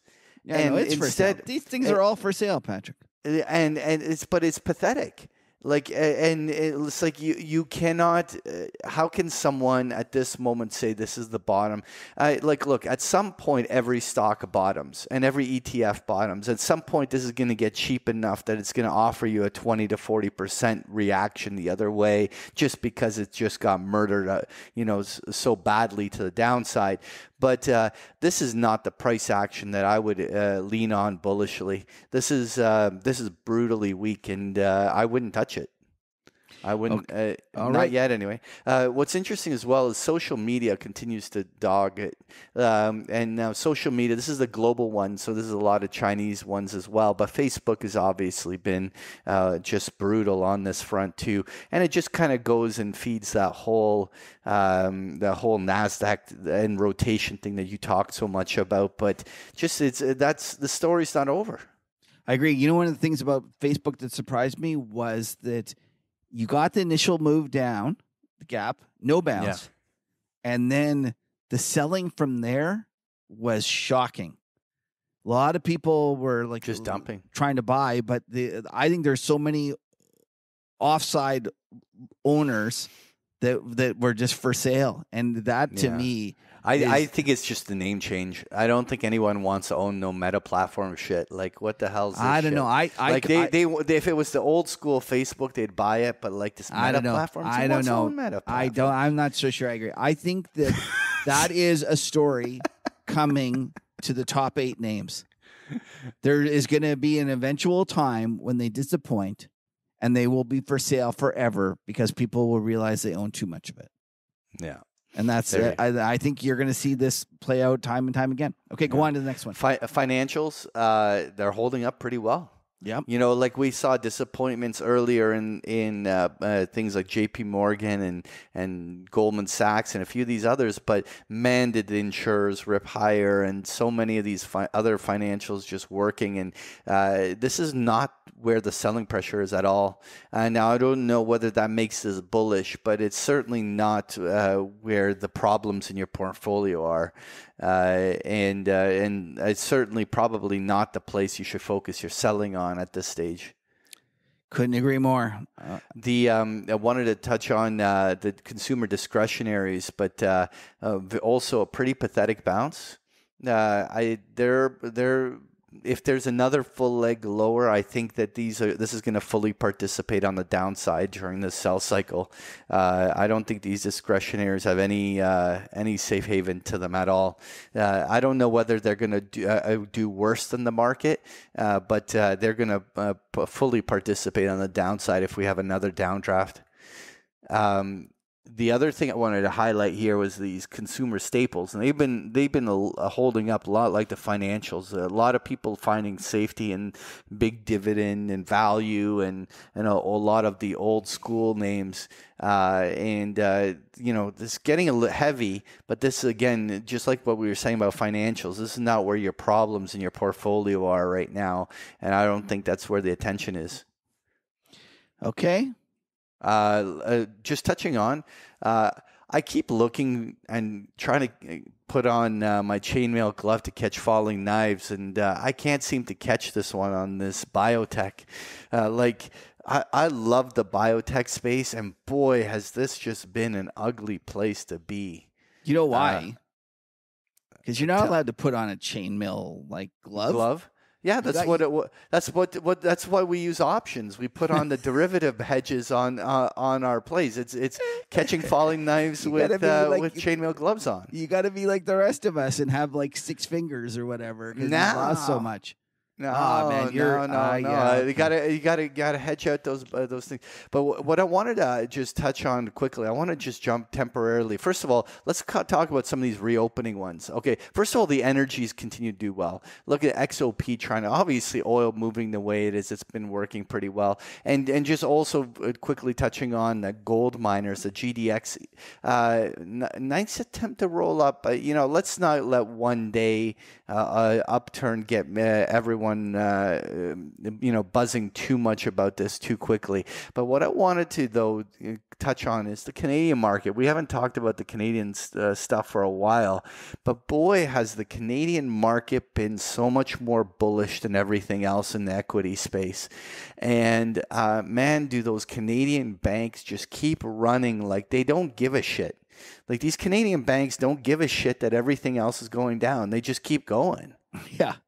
I told you the story how there's a famous a retired hedge fund guy that I talked to, and he was telling me, I don't like the market, I don't like to buy anything, but I was thinking about buying some, whatever bank it was, and it was a Canadian bank, and I was like, you hate everything, and yet you love these things, and it seems to be that, Patrick, I don't know about you, but I can never bring myself to buy them. They just feel like you're always you're mad at them, but like I feel like maybe it's one of those things that if you're mad at them because they have kind of an oligopoly and they charge you too much is the reason you should buy them. And but the reality is that it just seems scary to me. We have our real estate is. I'm not going to say it's about to collapse or anything, but it's risky. It's got to be riskier than the American. Yes, energy is doing well, but. I don't know. It just feels to me that there's more risk in them than people believe. But so far, I've been wrong. But I love the insurance. The Canadian insurance companies. I'd rather own those over the banks. But so far, I'm probably like which one? Like Manulife or Manulife and Sun Life, the whole 9 yards. I love them all. I think that they benefit from higher rates. Look at that. That's a chart you can like.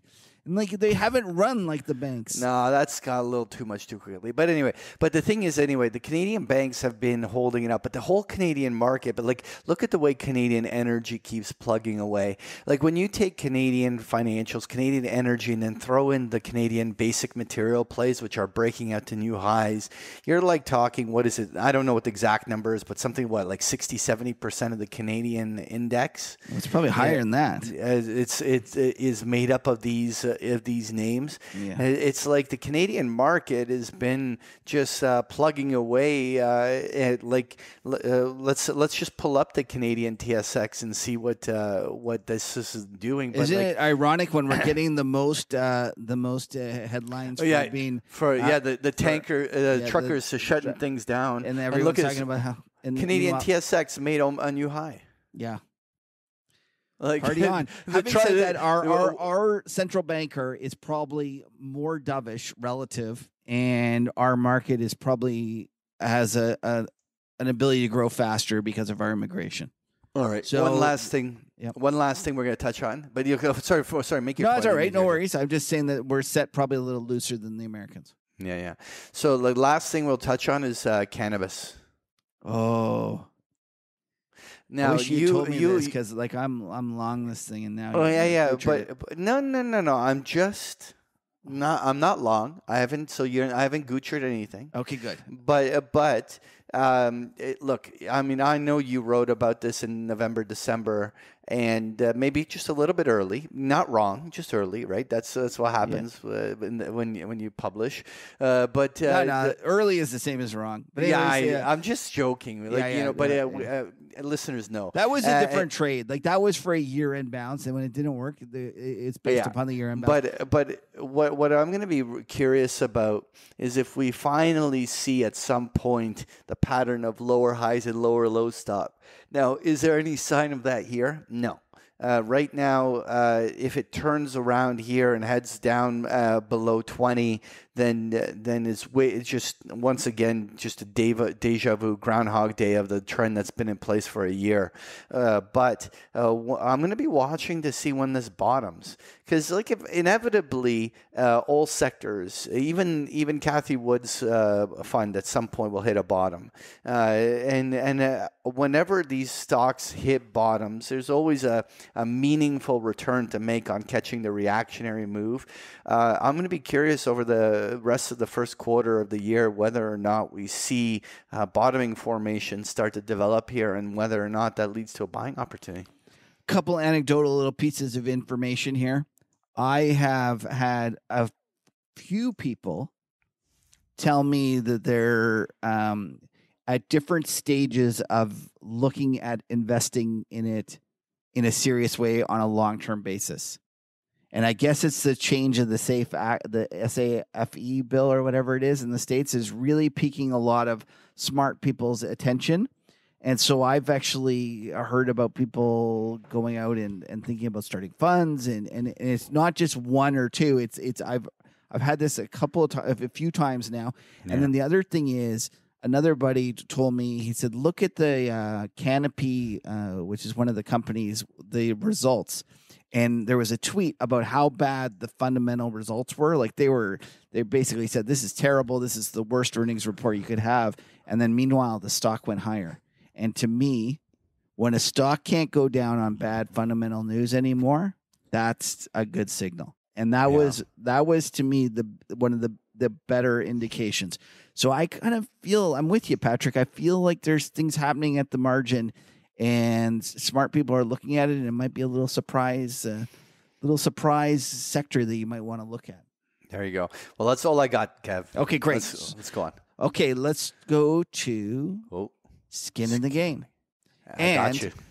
I know. So first of all, up until today, I was looking like a genius. Why don't you tell people what the bet was? Okay, so we bet on whether or not the weekly range for the week was going to be greater or less than 170 points, which was the previous week's range.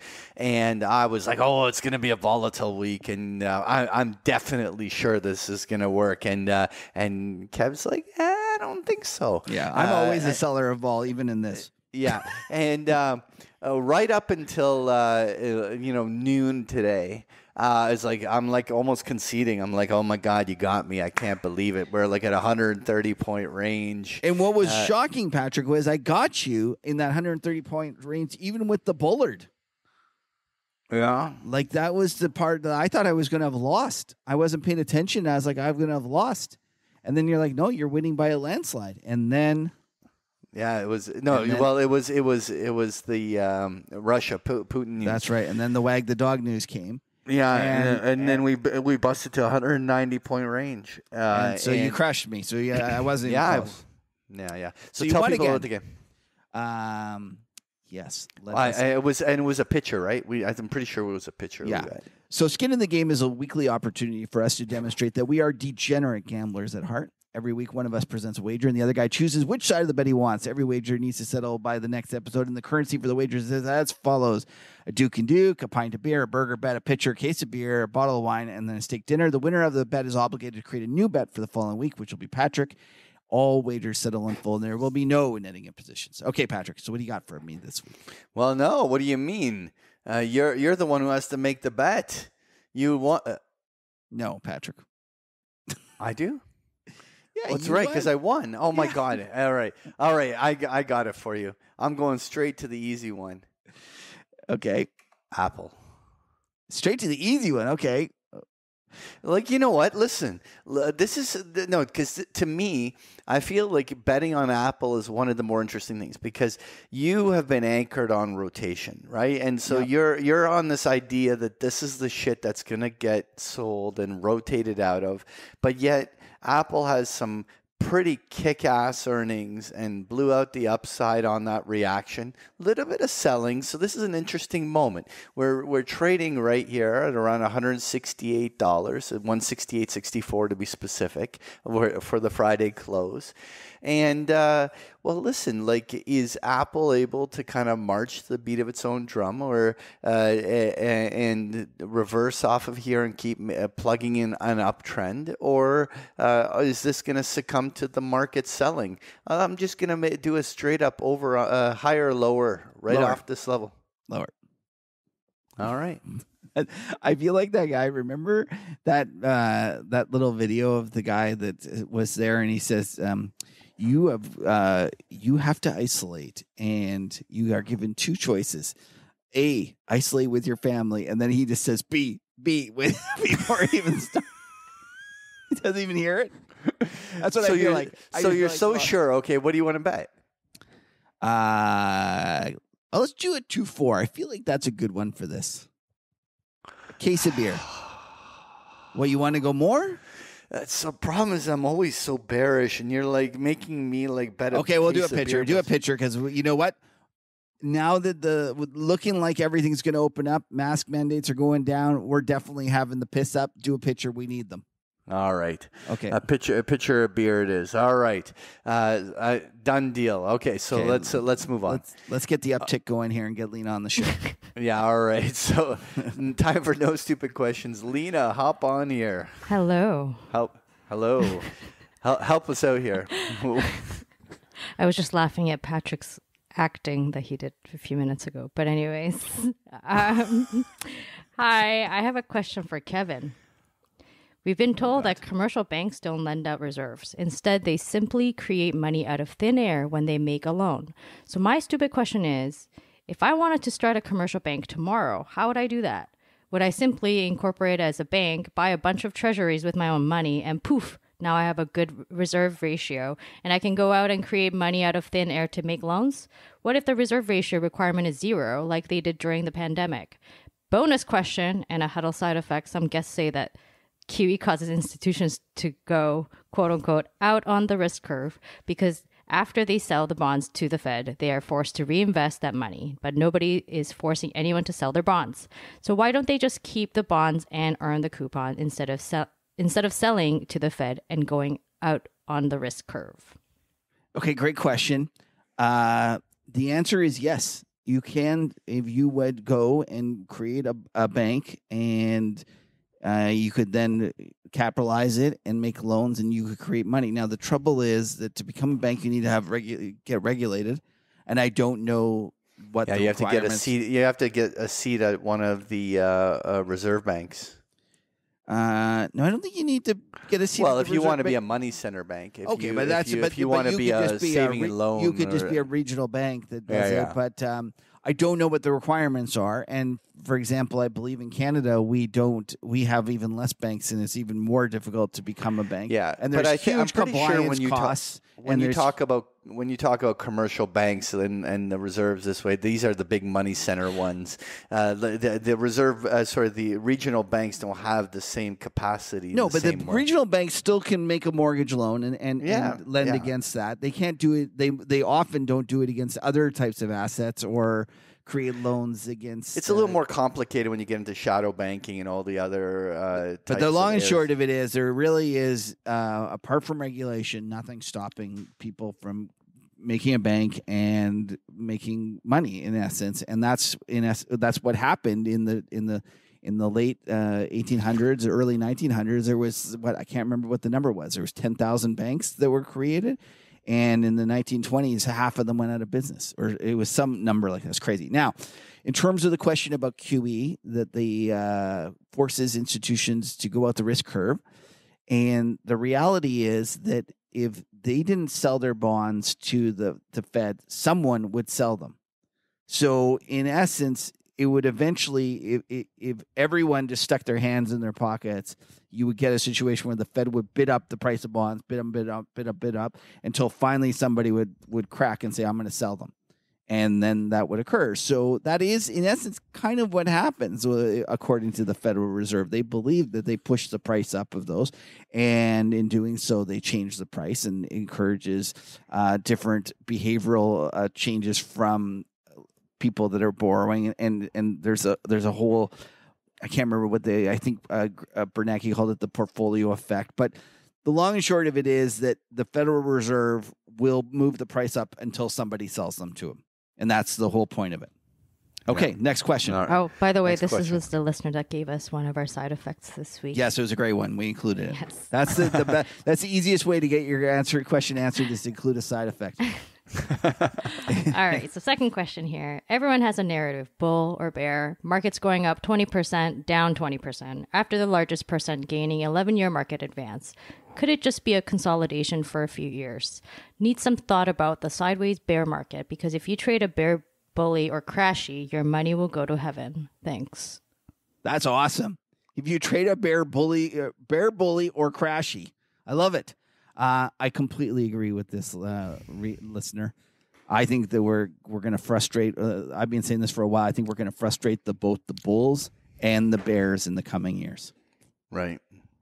And Patrick's a little more. It depends on your time frame. Well, obviously, Patrick's picking out 300-400 points, and what I'm saying is that you're not going to get a 1987 or a 2008 crash, nor are you going to get a 2020 or 2021 rally.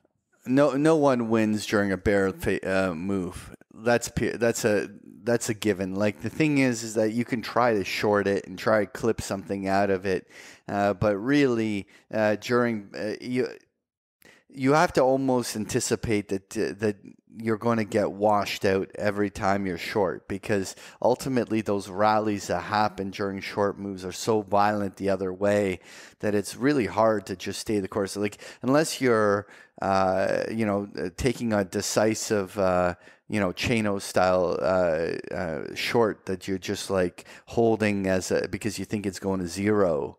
Other than that, like, it's a tough game. Like, you have to just really ask yourself, what's the best way? This is where learning to harvest theta through option strategies, or are there things that when you don't need to lean solely on the market rallying in order to make money, you want to find alternative ways of making money, right? And the other point that I'd make, and I agree that bear markets are more difficult, or even, I would use a better example, just different to trade.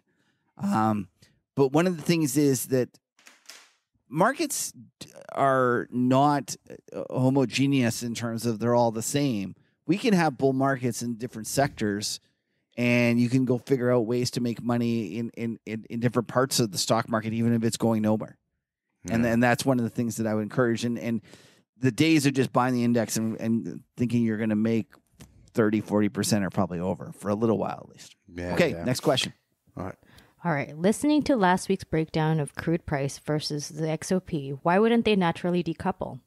If the market expectation is that the time horizon of crude as the main energy source is 5 to 10 years, I believe that's wrong, like Cuppy or whoever else, but shouldn't a market expectation of rapid market shrinkage post-2025 justify the current valuations? Not saying the view is right, but shouldn't there be a natural decoupling of the energy stocks and the commodities if it's the broader market view? Love the show, guys. Thank you for answering all these questions. Can I do this one, Patrick? Yeah. Okay, so the answer is there has been. These stocks are dirt cheap. And if we were in a regular environment where with oil at $90, they would be worth way more. The reality is that the market has increasingly started to value them higher, but they are still cheap, and the market still assigns a discount because they expect them not to be around over the long run. So here's an example. Like, this is just the OIH. I understand that there's real fundamentals behind this move. But like, for instance, back in 2014-15, the OIH, which is the Oil Services ETF, which is a basket of all the oil service stocks, was like what, near 1,200. It's now still trading around 200. Or at least 250. The point is that there hasn't been no extraordinary bull phase in all of the oil plays. I'm just trying to kind of reiterate your point, which is like while certain energy stocks have had a great run, in the bigger context, a lot of these things are still dirt cheap. Yeah, it just shows you how bad, like how cheap they were. Yeah. And Lena, the last question. So last question here. Since you don't like the fish music, can you goddamn hosers play some Bare Naked Ladies and Bryan Adams to start your show? I want to check whether the fast forward button works on my Spotify app. I love the show. Thanks. No, we are not going to play and Bare Naked Ladies and Bryan Adams. What is, like, we're stuck in 1984 or whatever. Now, having said that, I don't know about you, Patrick, but did you ever go to a Bryan Adams concert? No, I have not. Actually, it was my first concert, the Cuts Like a Knife tour. And I remember because I was 13 years old, and my dad dropped me off to the later show. It was like, there was 2 shows. It was like 7 and then like a 10. And like, that's how my old man rolled. He just like, oh, you're 13 years old, make yourself out. He dropped me off, but he didn't pick me up because he went to bed. Oh my God. 13 years old. Oh, make yourself home. Make sure you're okay. Make sure you bring a key. So we're not going to do that. And if we were going to do that, we would definitely not play Bare Naked Ladies or Bryan Adams. It would be like, what, The Hip?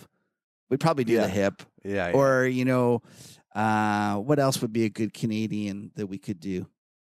I don't know. It'd have to be The Hip, I'd say. Yeah.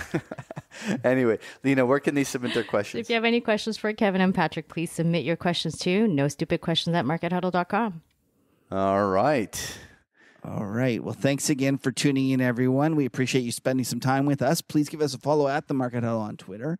Lena gets tired of talking to Patrick and myself. You can listen to Market Huddle on all the networks, Google Podcasts, Podbean, even Spotify. We have not pulled ourselves from Spotify, Android Play, iTunes, and YouTube. A lot of people watch on YouTube to see all of our charts and visuals. And while you're there, please like and subscribe to get our latest content. And please, if you could, rate and review us on iTunes. We all know why. Patrick, where can they find you? You can find me at bigpicturetrading.com or on Twitter at Patrick Ceresna. And where can they find you, Kev? I'm on Twitter at Kevin Muir, or you can check out my newsletter at themacrotours.com. And listen, we can never have too many friends, bear market, bull market. We're just happy to spend some time together on this crazy ride. So thanks for tuning in. Now stick around for the after show. Okay, all right. We got to rate this bad boy. Wait, before we do that, did you say that we weren't pulled from Spotify, or that we didn't pull it? We didn't pull it. Oh, we didn't pull it. Okay, because isn't it? Aren't people pulling it like on their own? Like in protest, right? Yeah, we're supposed to do that. Nah, you know what? We're no. We don't have time for that shit. Whatever. Politics. Whatever. I am not going to start telling everyone else how to live their life. Yeah. Okay. All right, let's rate the beer. Chocolate chip cookie dough. I want to be last. Oh, okay. You want to be last? Okay, ladies first. Oh, geez. Okay, I wasn't ready for that. I would give this. Me being polite? No. I was like, I've been drinking this beer, so I'm like, they won't call me out just yet. I would give this a solid 8.9. Oh my goodness! I could drink this like on a Saturday morning. This is a good. Oh, good you like this way more than me. Well, it's chocolate chip. That's a pretty high score. Okay, Kev. Yeah, that's too much for me. Listen, it's a porter. It's instantly going to be lower for me. I'm going to give it a 7-1, which is a really solid score for That's a porter. pretty It's probably good for you, yeah. Yeah, because I don't. It's. Let's put it this way. It is by far my favorite porter that I've ever drank. Yeah. Drunk. Okay, sure. Something Better like that. than anticipated. That's for sure. For me, I have to say that I'm gonna give it a higher score just because I came in thinking that I was gonna give this like a 4. Yeah, I know. Same with me. I thought it was gonna be a 2-handle. I thought mine was gonna be so bad. Yeah, I was ready. Like I'm thinking, man, we finally got a beer where we can just shit on this thing. Yep. And then I was like, this isn't that bad. Yeah. Do you know, before you give your score, the Society of Beer Drinking Ladies, I think that they made a fruity one we liked as well. Yeah, there was one. We like those. Before. We like that Society. These of ladies Beer know Drinking what's They up. know what they're doing, these ladies. We got to go find some more of these ladies. Maybe they'd even sponsor us. What? Yeah. Okay, go on. What are you giving this, Patrick? I'm going to give it 7.9. I would have gone a little bit lower, but I just feel like I had to give it a few extra points because I just felt like I judged the book by the cover, and I didn't look in and actually read the first chapter. And you know what? I'm going to give it a little higher score just because I think people, if you see this beer in the beer store, you got to give it a chance.